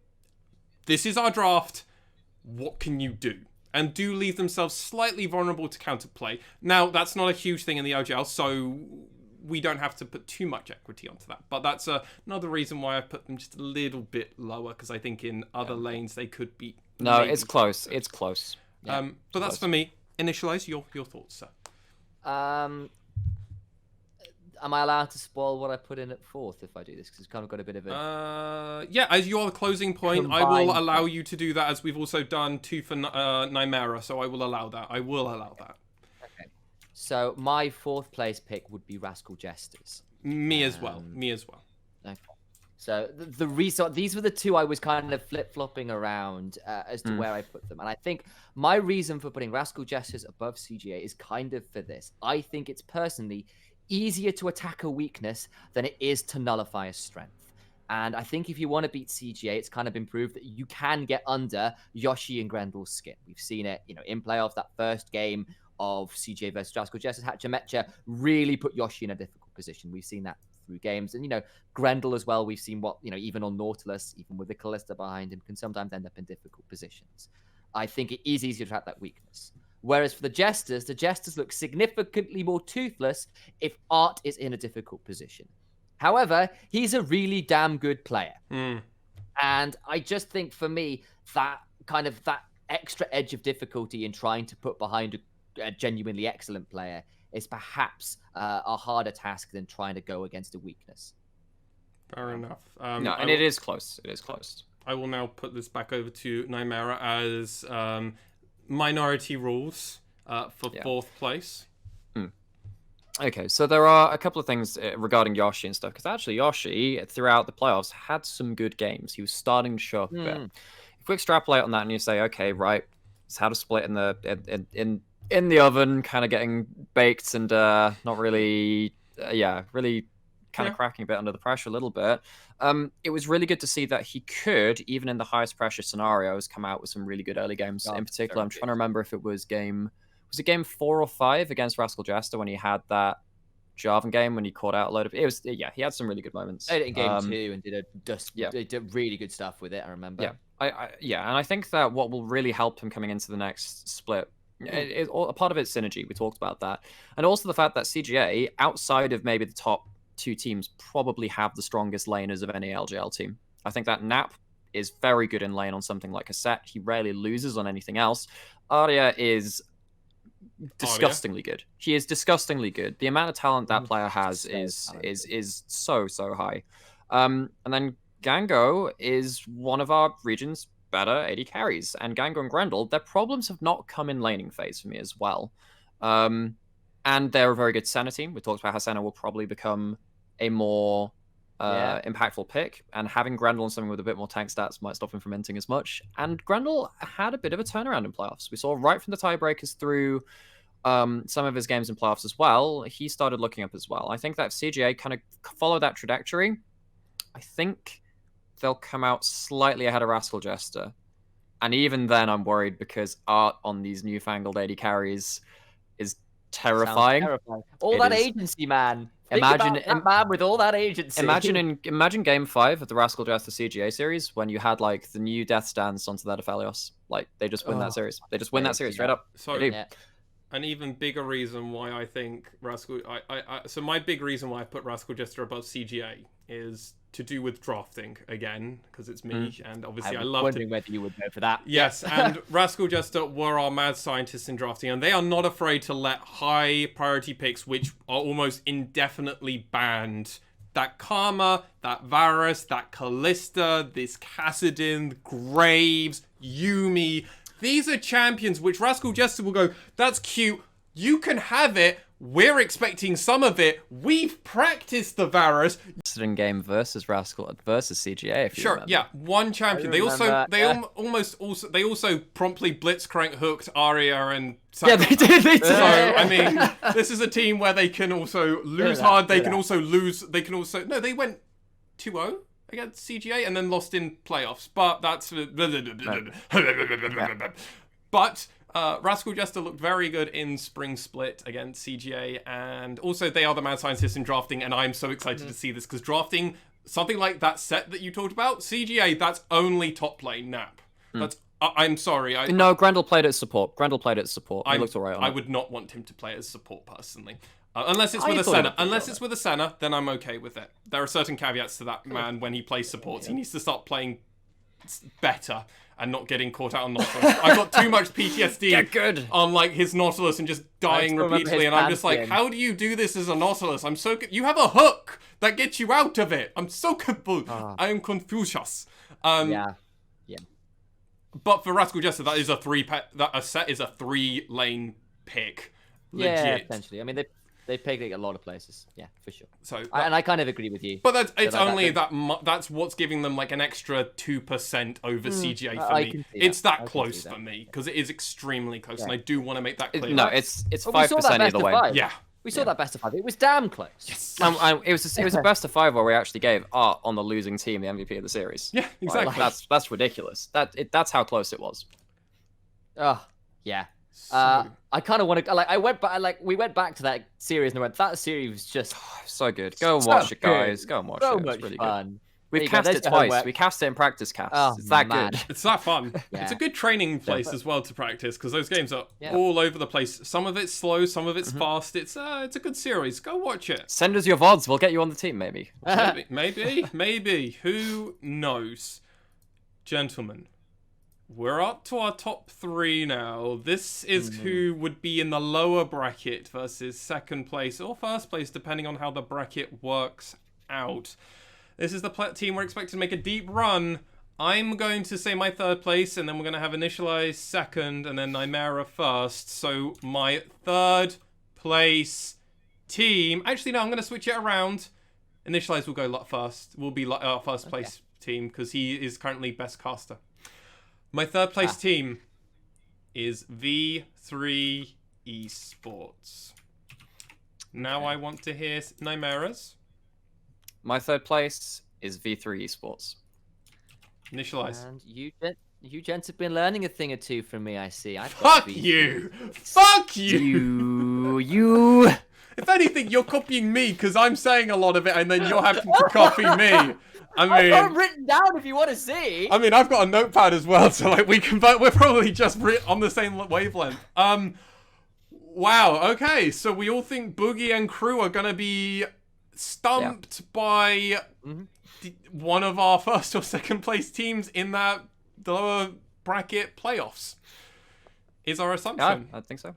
Yeah. Why is that, gentlemen? Why are we all on this? Why are they doing a run it back from spring playoffs? Boogie's great. Paz is limited. Ace is a problem. Yeah, that's it. So sweet. And their bot lane? I'm interested. Very good. No, their bot lane. Very good. The problem is, there are some very fucking good bot lanes above them. Yeah, that's exactly it, isn't it? So, like... Fair? Yeah, because, like, the places where V3 normally smash are areas that actually the likes of Sengoku and DFM have actually got quite a lot of strength. Like, Ebi, Yutapon, Yutora Meashi, Hell, Steel, and Blank. Like, that's tough. Yeah, no, I don't disagree. It's just always interesting, because it's like, okay, so are we now putting a lot of it, like, less on, like, Archer and Reina? Like, I want to just make it clear for our listeners and our viewers. Archer and Reina are very good. They are top tier LJL. So if we had to do fixing or making this into a first place seed, we actually don't get rid of the bot lane. We don't get rid of the jungle. We're doing some replacements in mid and top. Am I right in saying? Yeah. And don't get me wrong. I don't think Paz is bad. I think he's one of the better top laners in the LJL. Yeah. I just think that it's not enough to overcome.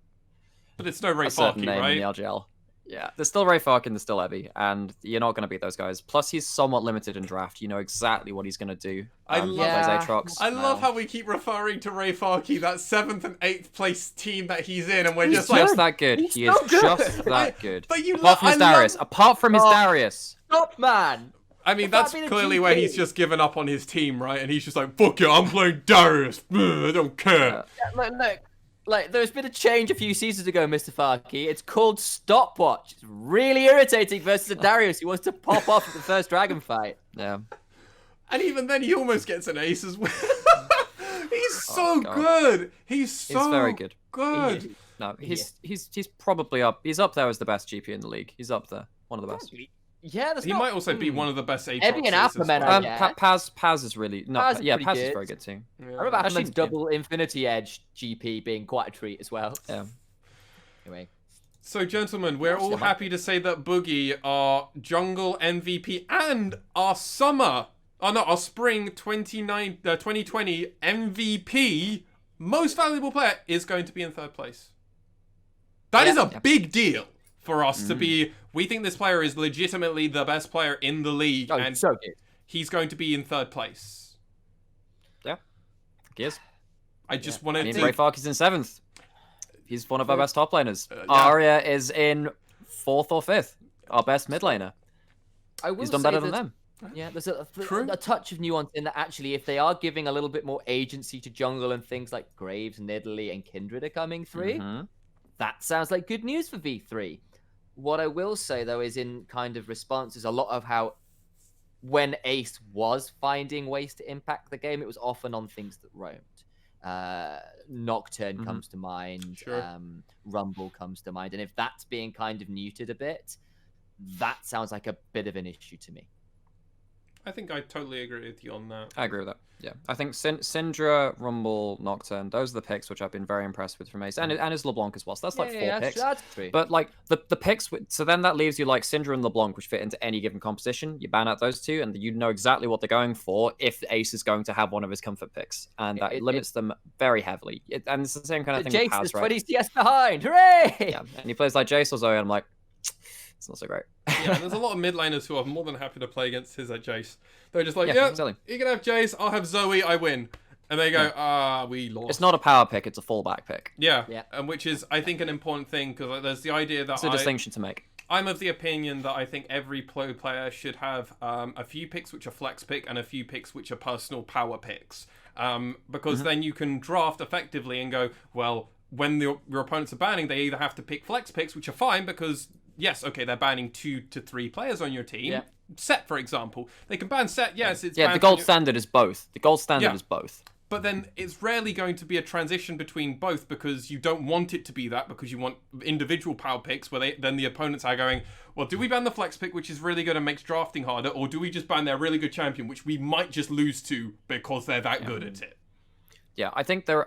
Speaking on that note, I think there are 2 notable exceptions. Set is one of them, like you're saying. So I think there are some really good set supports in the regions, and you have people like Ebby in the top lane who are just going to win the game on that. And I think Nap as actually something which is an individual power pick is something like Arya's Silas. You don't let him have that. Yes. You Silas do not is let him have that. And then there's a couple of things like Varus and all the other stuff. But Silas could actually be a flex pick as well. Can go top lane and jungle, but we don't know how well they play that.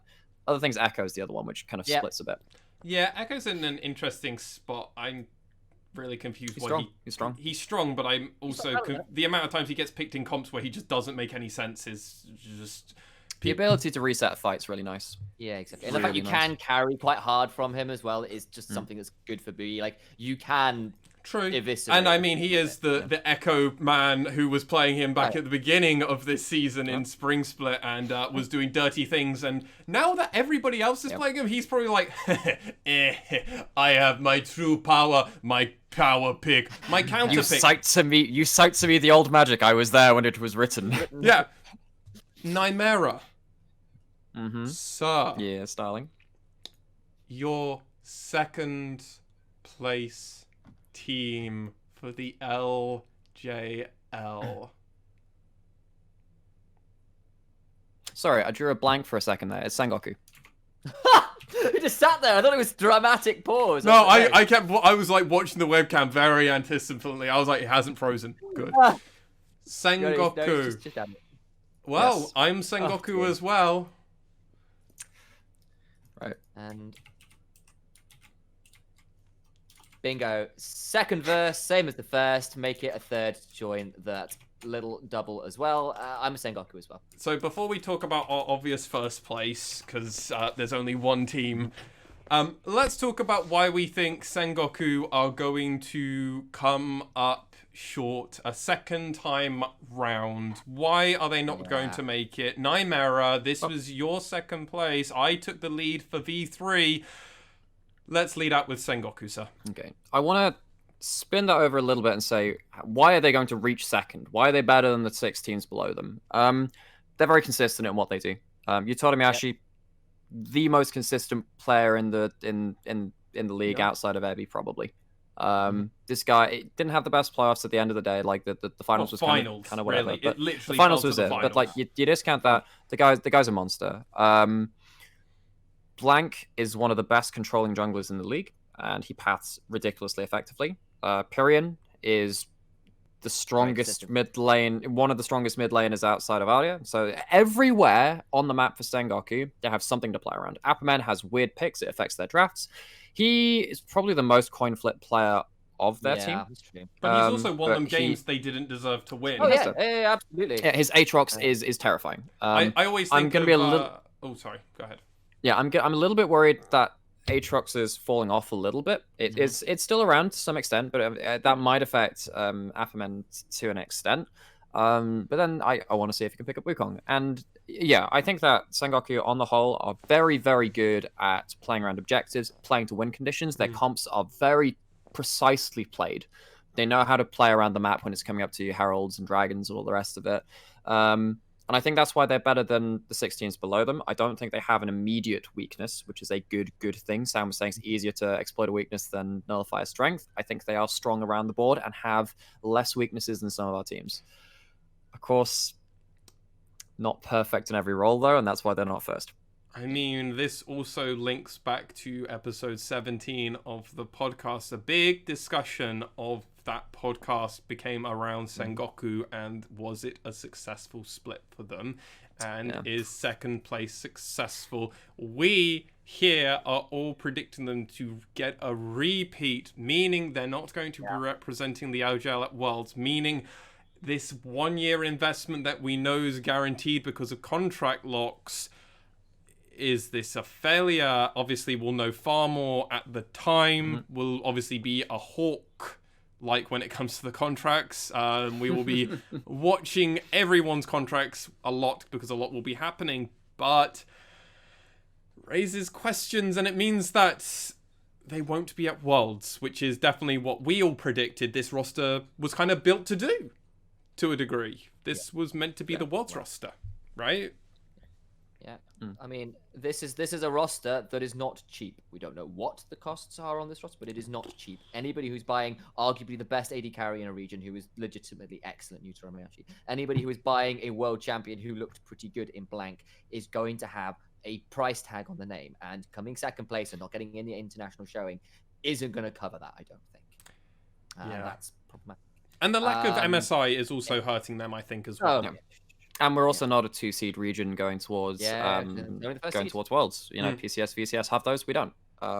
If it was that situation, then yeah, maybe you could say international showing. That's good.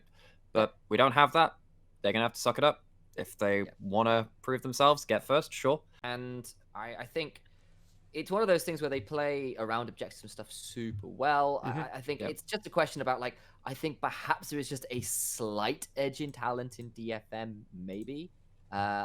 And I think there's also just something to say with, I think DFM play more styles. Well, as you're starting to talk about DFM Initialize, actually, rather than you comparing, just say why you think DFM are actually going to take that first place spot. Really explain why everybody should bow down to DFM and why they are your back-to-back first place team. Let's make it pretty frank, DFM have a lot of talent in pretty much every lane. They have a lot of creativity in their drafts. And we've shown that from the preparation. I think the finals kind of proved that. The semi-finals kind of proved that. We have also seen a marked improvement, not just within the split, but we're looking back at previous year, playing to win conditions they just could not do before. And that makes DFM exceptionally scary. And bluntly, when you've got a world-class player in the likes of Ebby in your top lane, and a number of other players like Utapon and Steel and Gang and Helseros as well, who are, you know, excellent caliber players too, with the level of synergy they have on top of that, you've got to prove and step up that you can beat that. They've kind of proved it already. Yeah.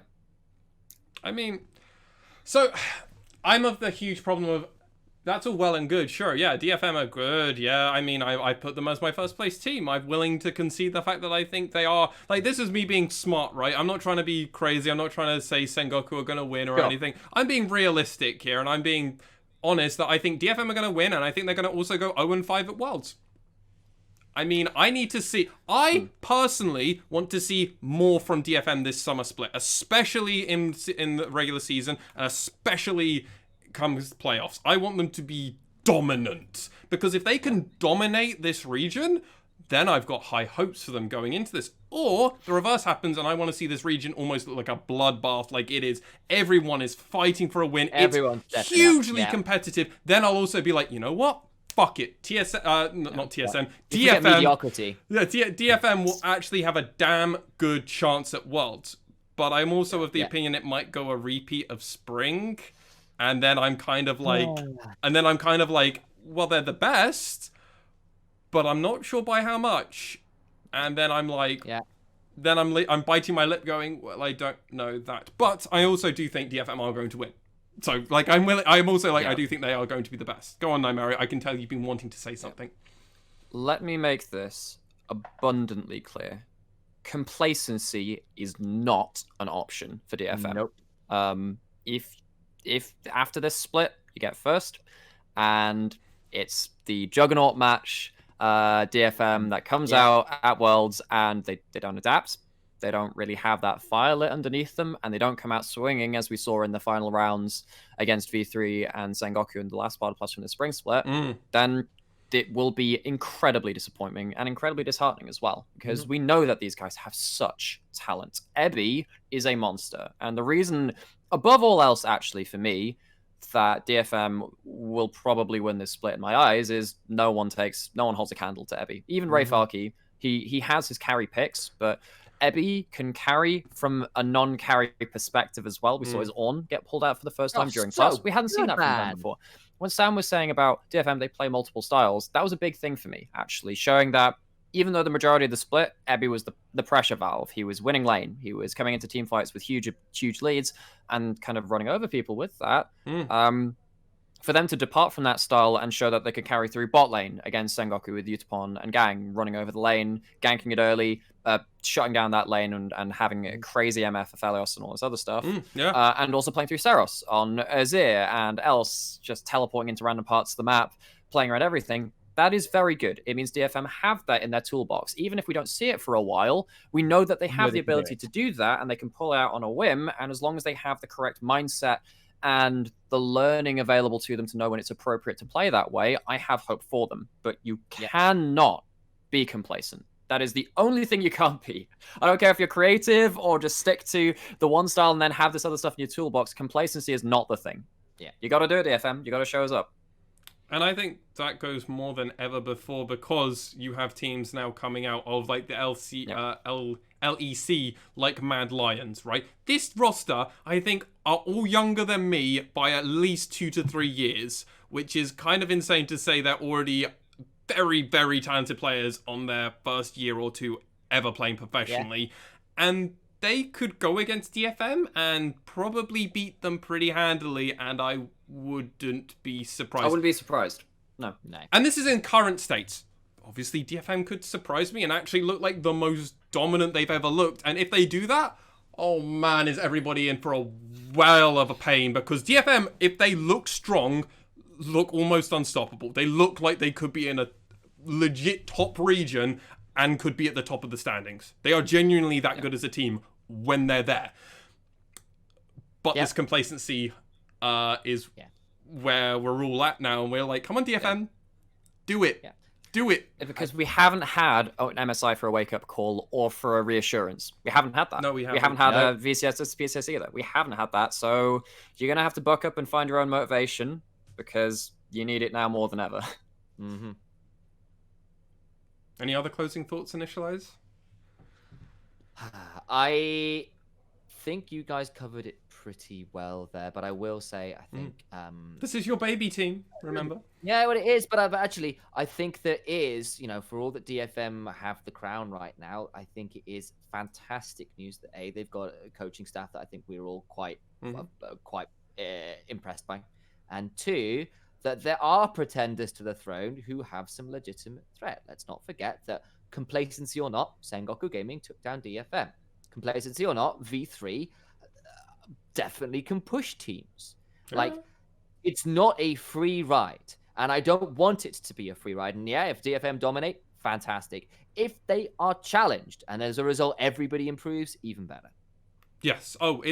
But it's if it's a repeat of spring. Mediocrity is not acceptable. Yeah, where they look strong, but it's not ridiculously strong, and a lot of their games almost feel like, oh yeah, they did win that, but it was like, oh, it was against Rascal Jester, they double TP'd into base, and they had a horrible draft, and they just kind of won it. And I'd be like, if they have a repeat of that, I'm going to be like, they've not learned. They haven't learned if that is the case in my eyes. I'm not sure I entirely agree with that, because I actually think they were very dominant in the split, apart from the last week or two where they were playing some weird stuff. No, but So they were the only team with a huge win rate. They were consistent in the way they were winning. But it wasn't. It's the fashion dominant in which enough they're for us to winning. not have. For me, it wasn't dominant enough for me to not have questions, right? Sure. So like when okay, G2 or C9 won this split, I was like, well, when C9 were winning the split, I'm like, I mean, legit. Yeah. Who beats them, G2 right? Whereas Yeah. I could see the mechanisms to which they would end up failing, and they did lose a best of 5. That is something. G2 lost a best of 5 too, and of course they won the split. And we tend to just kind of brush that under the carpet and say, oh, it's just G2 or whatever. Kind of say the same thing about DFM. Right? But the question remains. The question remains. Yeah. One of these regions is not like the other, though, as well. Exactly. Yeah, sure. Which is why it's our own little microcosm of stuff. So, gentlemen, we are... Let's do a quick rundown for each of us. In 8th place, I have the Hawks, if I'm correct. Yes. Yep. In 7th place, I have the Hawks, and you guys have picked Burning Call. We've just done a little bit of the Correct. swapsies in and out. At 6th place, we're all tied up. We believe the Narwhals themselves will reprise their role at 6th place. In 5th place, myself and Initia1ise have CGA, whereas Nymaera has gone for the Jesters. But then we do an old switchy roundsies, and myself and Initia1ise put Rascal Jesters, and Nymaera believes Aria will get them that 4th place. I hope so. For I hope so. CGA. But then after that, we all agree on everything. V3 are keeping that 3rd place spot. Sengoku are running it back in 2nd place, falling at the finals, and DFM will be our champions. Now, obviously, to truly get the spot, we also have to do the predictions. Our live game predictions will be the finalizer. That's how you become the ultimate mega big brain Death analyst. All of it, death rockets and all. Even Death Stars sometimes come out of it. So, Initia1ise, you've got a good start here. We're all agreeing with you, but you've got to hold the predictions up as well now, because That's it. that's what's going to count now, because you can't hold it on this anymore. If you want the crown, you got to come and take it from me. Gentlemen, it's about time, now that we've talked about all these teams, and we've talked about everything, and the power that it comes from the LJL. Comes from within. What? Comes from within. Sure. Let us talk about the overall comparison, that the best that we can do. Something we've hinted a fair few amount of times and referenced in this podcast a fair few times, and that is going to be the PCS facing off against the VCS. And where do we think our top team of spring, and apparently also our prediction for top teams for summer, where do we think they are going to place against Flash, Gam, Talon, Machi, as well as potentially other teams in the LJL. Where do we think they would fare? How do we think our teams would fare against other emerging regions? In general, this was definitely an exciting series of games to actually watch from the PCS VCS. I thoroughly enjoyed watching them all. Thoughts, gentlemen? Thoughts? Okay, so VCS PCS Showdown was a very interesting event to watch in a lot of ways. It was marred by the fact that Gam and Flash both had roster shuffles. So Pallet, the support from Gam, Gigabyte Marines, went to Flash. So they switched. They switched that there. Gam weren't playing their All-Star MVP mid laner DO1 for the first couple of games and lost them very nastily. Gam went out in group stage. Flash then went on to beat Machi, who finished second in the group stages in a best of 5. It was a 5-game series, and then lost to Talon in the finals. Talon have an ex-LJL talent. River, their jungler, was Baby, who was V3's jungler last split. So good. It's a very interesting series to watch from the perspective of an LJL person. I mean, that's kind of crazy. We thought V3 upgraded talent, but maybe they technically downgraded. That's a match I definitely want to see. Those two, Boogie and well, actually, so apparently at the time of the trade, Boogie was not playing very well, and Baby, now River, was playing very well. He went to the finals. He out-jungled Steel a couple of times. He had a very good couple of Gragas performances. He looked very good in this tournament too. It's always kind of weird to kind of judge based on roster swaps and stuff, but like if you take DFM or Sengoku, our top two teams from the LJL this spring, and put them into that tournament versus those 4 teams, still not certain exactly what would happen just because of the difference in play styles. But I don't think it would be a whitewash. No, I don't either. I think the other thing is worth saying is like I think DFM perhaps would respond to dives a little better, but we've also seen them get very, very greedy with how they respond to dive. It's like, we'll just teleport one person in, and it's like 3 versus 5, and they think they can outplay it and then get absolutely slaughtered and lose the game. Like it happened in the Sengoku DFM Juggernaut match, where they just didn't turn up with enough numbers and got themselves in trouble. Even in the one game they lost versus Sengoku in the finals, like, we'll outplay the bot lane. It's a 2 versus 5. They got slaughtered multiple times. Like, and we know how VCS likes to play. So the thing is, I think if DFM come in prepped and, they've got the staff for it and we know they can do it, check the semis and finals again, guys, they absolutely can compete there.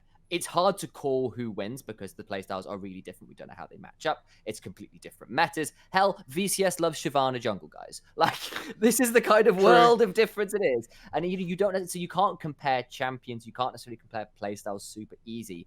So it's often a bit of a best guess. And my best guess is it would be bloody close. Yeah. Do we think any of the LJL teams have an edge versus any of the international teams? If I was being confident, which I'm trying to restrain myself from being, I think that LJL looked much more coherent in their game plan following. Yes. I look at DFM, again, going back to the finals and semifinals performances, they just knew how to win a game. They knew where they had to win, the fights they had to take, the fights they didn't need to take, and they could win a game through that. Yeah. The teams and the series we saw from this showdown were not like that. There were every fight's the fight to take. There was a huge Baron Steel quadra kill from an Ezreal. It was absolutely nuts. So I think that if DFM were to continue that style, and also Sengoku in the same vein, right? They're both of that similar kind of style, and kind of say they still know which fights not to take, and they know how to play to their win conditions. I think this tournament would have handily gone in their favor. The question is whether they get caught up into that kind of playstyle, whether they end up getting going to the beat of someone else's drum, and then it starts getting a bit messy, because I think people like, it was this game 3 between Sengoku and DFM with the Ziggs almost backdoor and the big fights, and that's probably the closest game we had in the LJL to this tournament here. So this is why I can't really call it one way or another. I do think in terms of individual players, I look at Ebby compared to the top playing pool, and I'm like, he's damn good. He is damn good. I think he is absolutely not outclassed by them. Is he going to, outskill them like he does everyone in the LJL? Not to the same extent. I think that in the laning phase, it's still going to probably go his way. I think that's a big thing to play around, and DFM are used to playing around that. Mid lane, I'd be a little worried for because there were some really good mid laners this tournament. Yeah, I don't know what you guys think about that individual matchups. So I think I'll tie in on this, like with your thing about like, do DFM or Sengoku Gaming get dragged down into the carnage? Because I think the thing is, if you get dragged down to their level, you get beaten by experience. That's the deal. Like if you end up in the bloodbath, you potentially lose out just because of how fast and how loose both regions can play. And I think that if DFM can stay composed and still commit to when not to take a fight and make those decisions decisively, and that's a key, because if you are too slow to make the decision about whether you're fighting or not, you will lose well just because you're not quick enough to make a decision. And for all the flaws in the VCS and the PCS, they always make fast decisions. And I think if you are efficient in your decision making and efficient in what fights you take, I think we absolutely have a chance, especially considering, like, as you said, some of the individual matchups, particularly top side. I think potentially there's a lot of room to grow there. Yeah. One little caveat I do want to throw in. So remember when we were talking about, there was a question from one of the people in the Discord, which we answered on a podcast, which was, which VCS player would you like to see in the LJL? Yeah. So I said Yoshino. He was the sub-top laner for Flash, and he plays a lot of Fiora. He loves split pushing. He loves taking the 1v1. He will probably not play for the rest of the Summer Split. He's had some very big health issues, so he wouldn't be playing anymore. He didn't play in this tournament. That's why Stark actually wants to retire. He was trying to train up Yoshino to be his replacement, and that's not going to happen now. And when you're playing with a split push top laner, you need to have that synergy inbuilt, and missing most of the Summer Split, which he will be doing. He might be back in time for playoffs. You're not going to regain that synergy all too quickly. So for me, what that means is that no one's really going to buy into the 1v1 versus Ebby in that same kind of way if he turned up to that kind of event. And I think Ebby would be very happy with that. I think he's pretty good in the 1v1 anyway, right? It would just be a question of, oh, would there be someone where the question could be asked, does Ebby actually win this? Yeah, so Ebby is not the one. He's not the weak point here. We need to talk about the other teams though. Like, is it because DFM? I reckon would put up a good competition, maybe make it to finals, maybe win. What are your thoughts on Sengoku, guys? That's what I was about to go on to, and like, I mean, they play less varied styles, so I'm a little bit worried for them. I'm kind of the opinion that actually I think Sengoku might actually have a better chance than DFM. Oh yeah. So I kind of subscribe to the idea that this is the reason why DFM just struggle whenever they go to international circuits, because they keep playing as if everybody's going to play like the LJL, right? Whereas I think someone like Sengoku, who already have international talent and talent that has played on an international stage on multiple other teams before, and I think that's a big part for me, where I think someone like Blank can come in, Empyrean can come in and go, all right, Yutori, you're fucking great. Other people aren't going to play like how DFM play. They're not going to play like how a lot of the teams in the LJL always play, right? They're going to have their own style. We know the coach. Coaches are going to tell us what we need to know. We can then explain how you should probably play this game because we have experience on an international scale. Fuck's sake, I was a sub for Worlds winners, all right?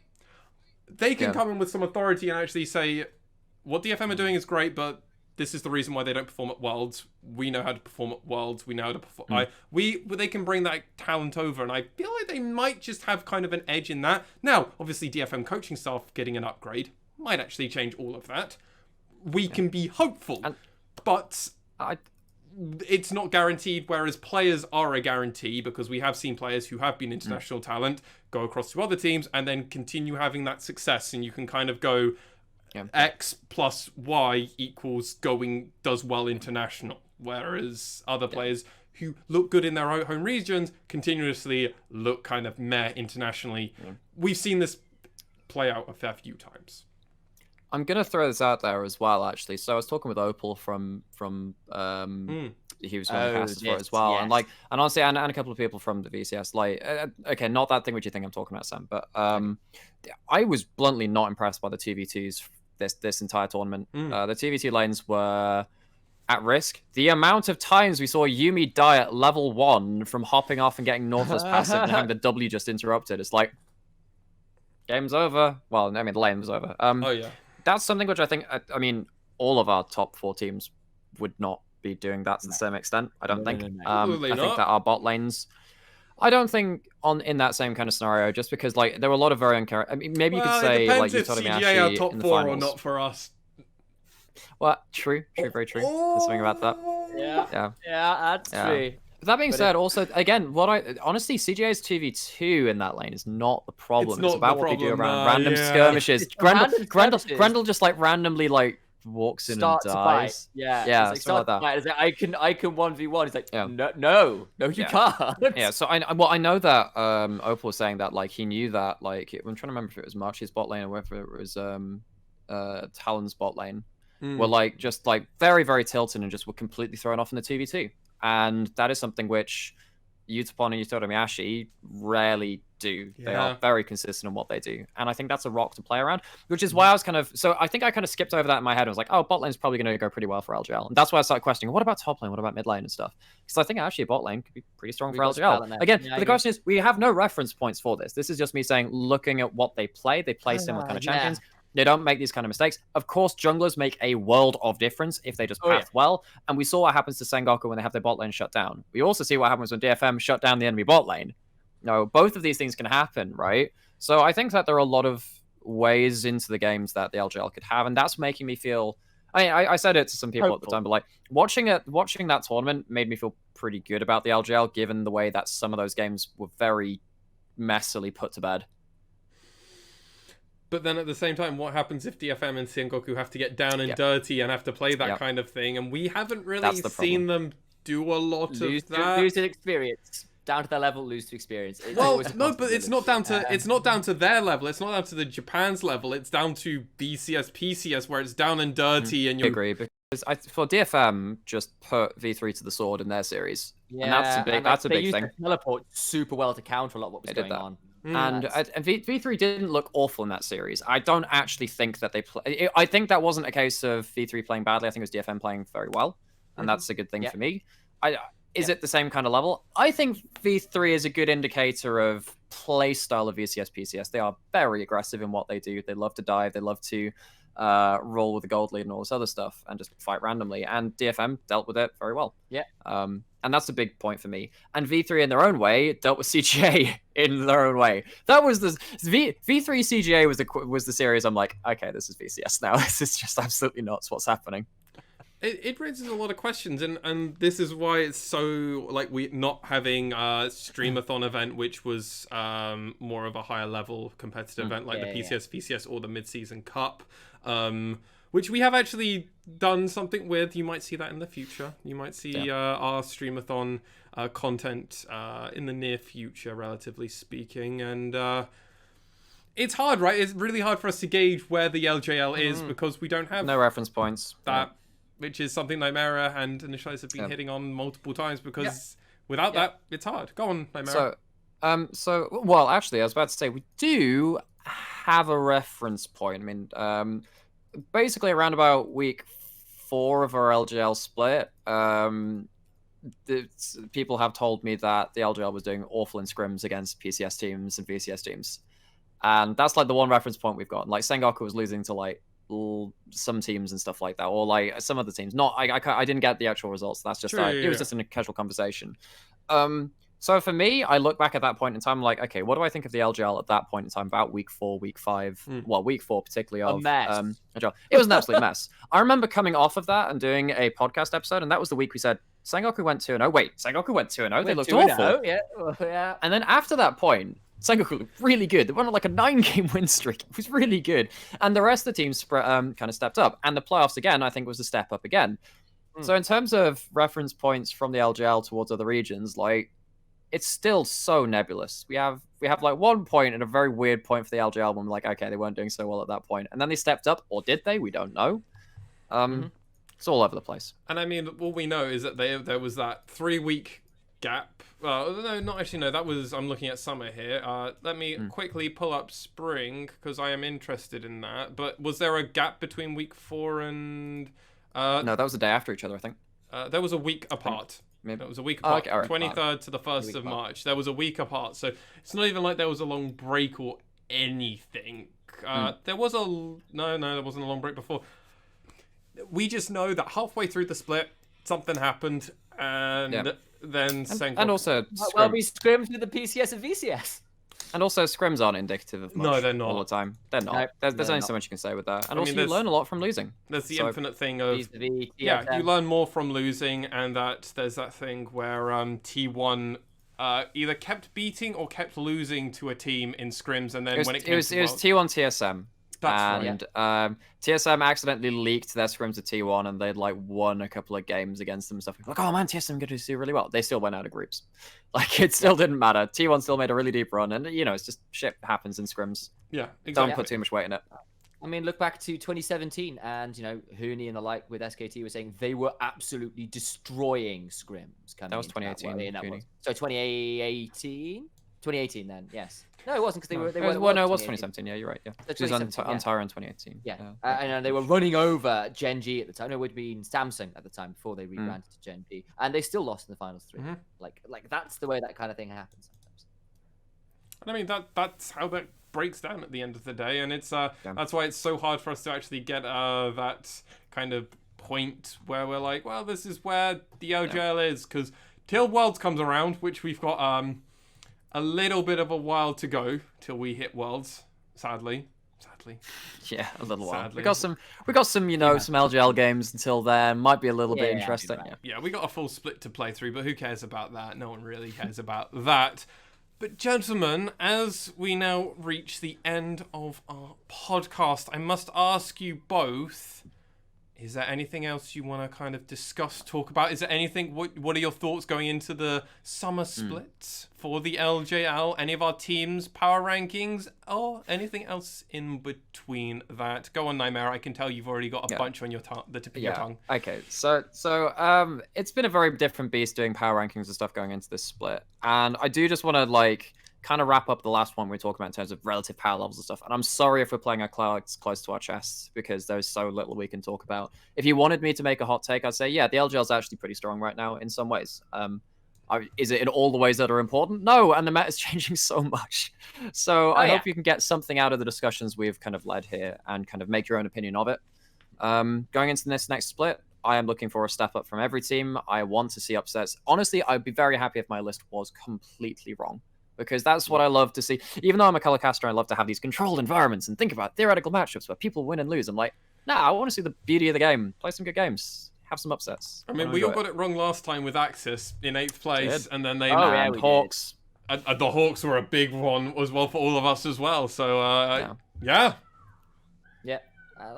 I'm with Nymaera there. I think I'm looking forward to a competitive split. I think if spring proved to us anything, is the fact that the teams were more competitive than we given them credit for. You know, the likes, particularly of Axis, really stepped up. I mean, we had the outlier of the fact that the Hawks struggled, but apart from that, every team looked like they played League of Legends to a good level. Some of those teams played League of Legends to an excellent level. We have a top 3 which are genuinely very, very good, I think. And I think that should mean that we have a fair analogy and a good place to end us on. Thank you, everybody, for coming along and listening and or watching the LJL Officially Unofficial. To remind you, you can obviously find this podcast on all major streaming platforms that you get your podcast needs. Of course, you can find any and all information about us over on social media. That is LJL_officially_unofficial or just LJL Unofficial. You can also find us out over... Oh, wait, I've frozen. Wait, no, I'm back. I am back. We're still going with this. He's here. Go, man. So you can find us on all major platforms. You can also find this podcast on everywhere else. If I haven't already said that, I'm not quite sure what I've already said. But actually, I know it's just that we're actually done and dusted. But of course, if you have anything else, you can also find us over on our Discord channel, which you can find in the podcast notes or in the description of this YouTube video. But with that all said, that closes us for episode 18 of the LJL Officially Unofficial podcast. Thank you for joining us, and for Nymaera, Initia1ise, and myself, thank you for listening, and we hope you have a lovely rest of your day.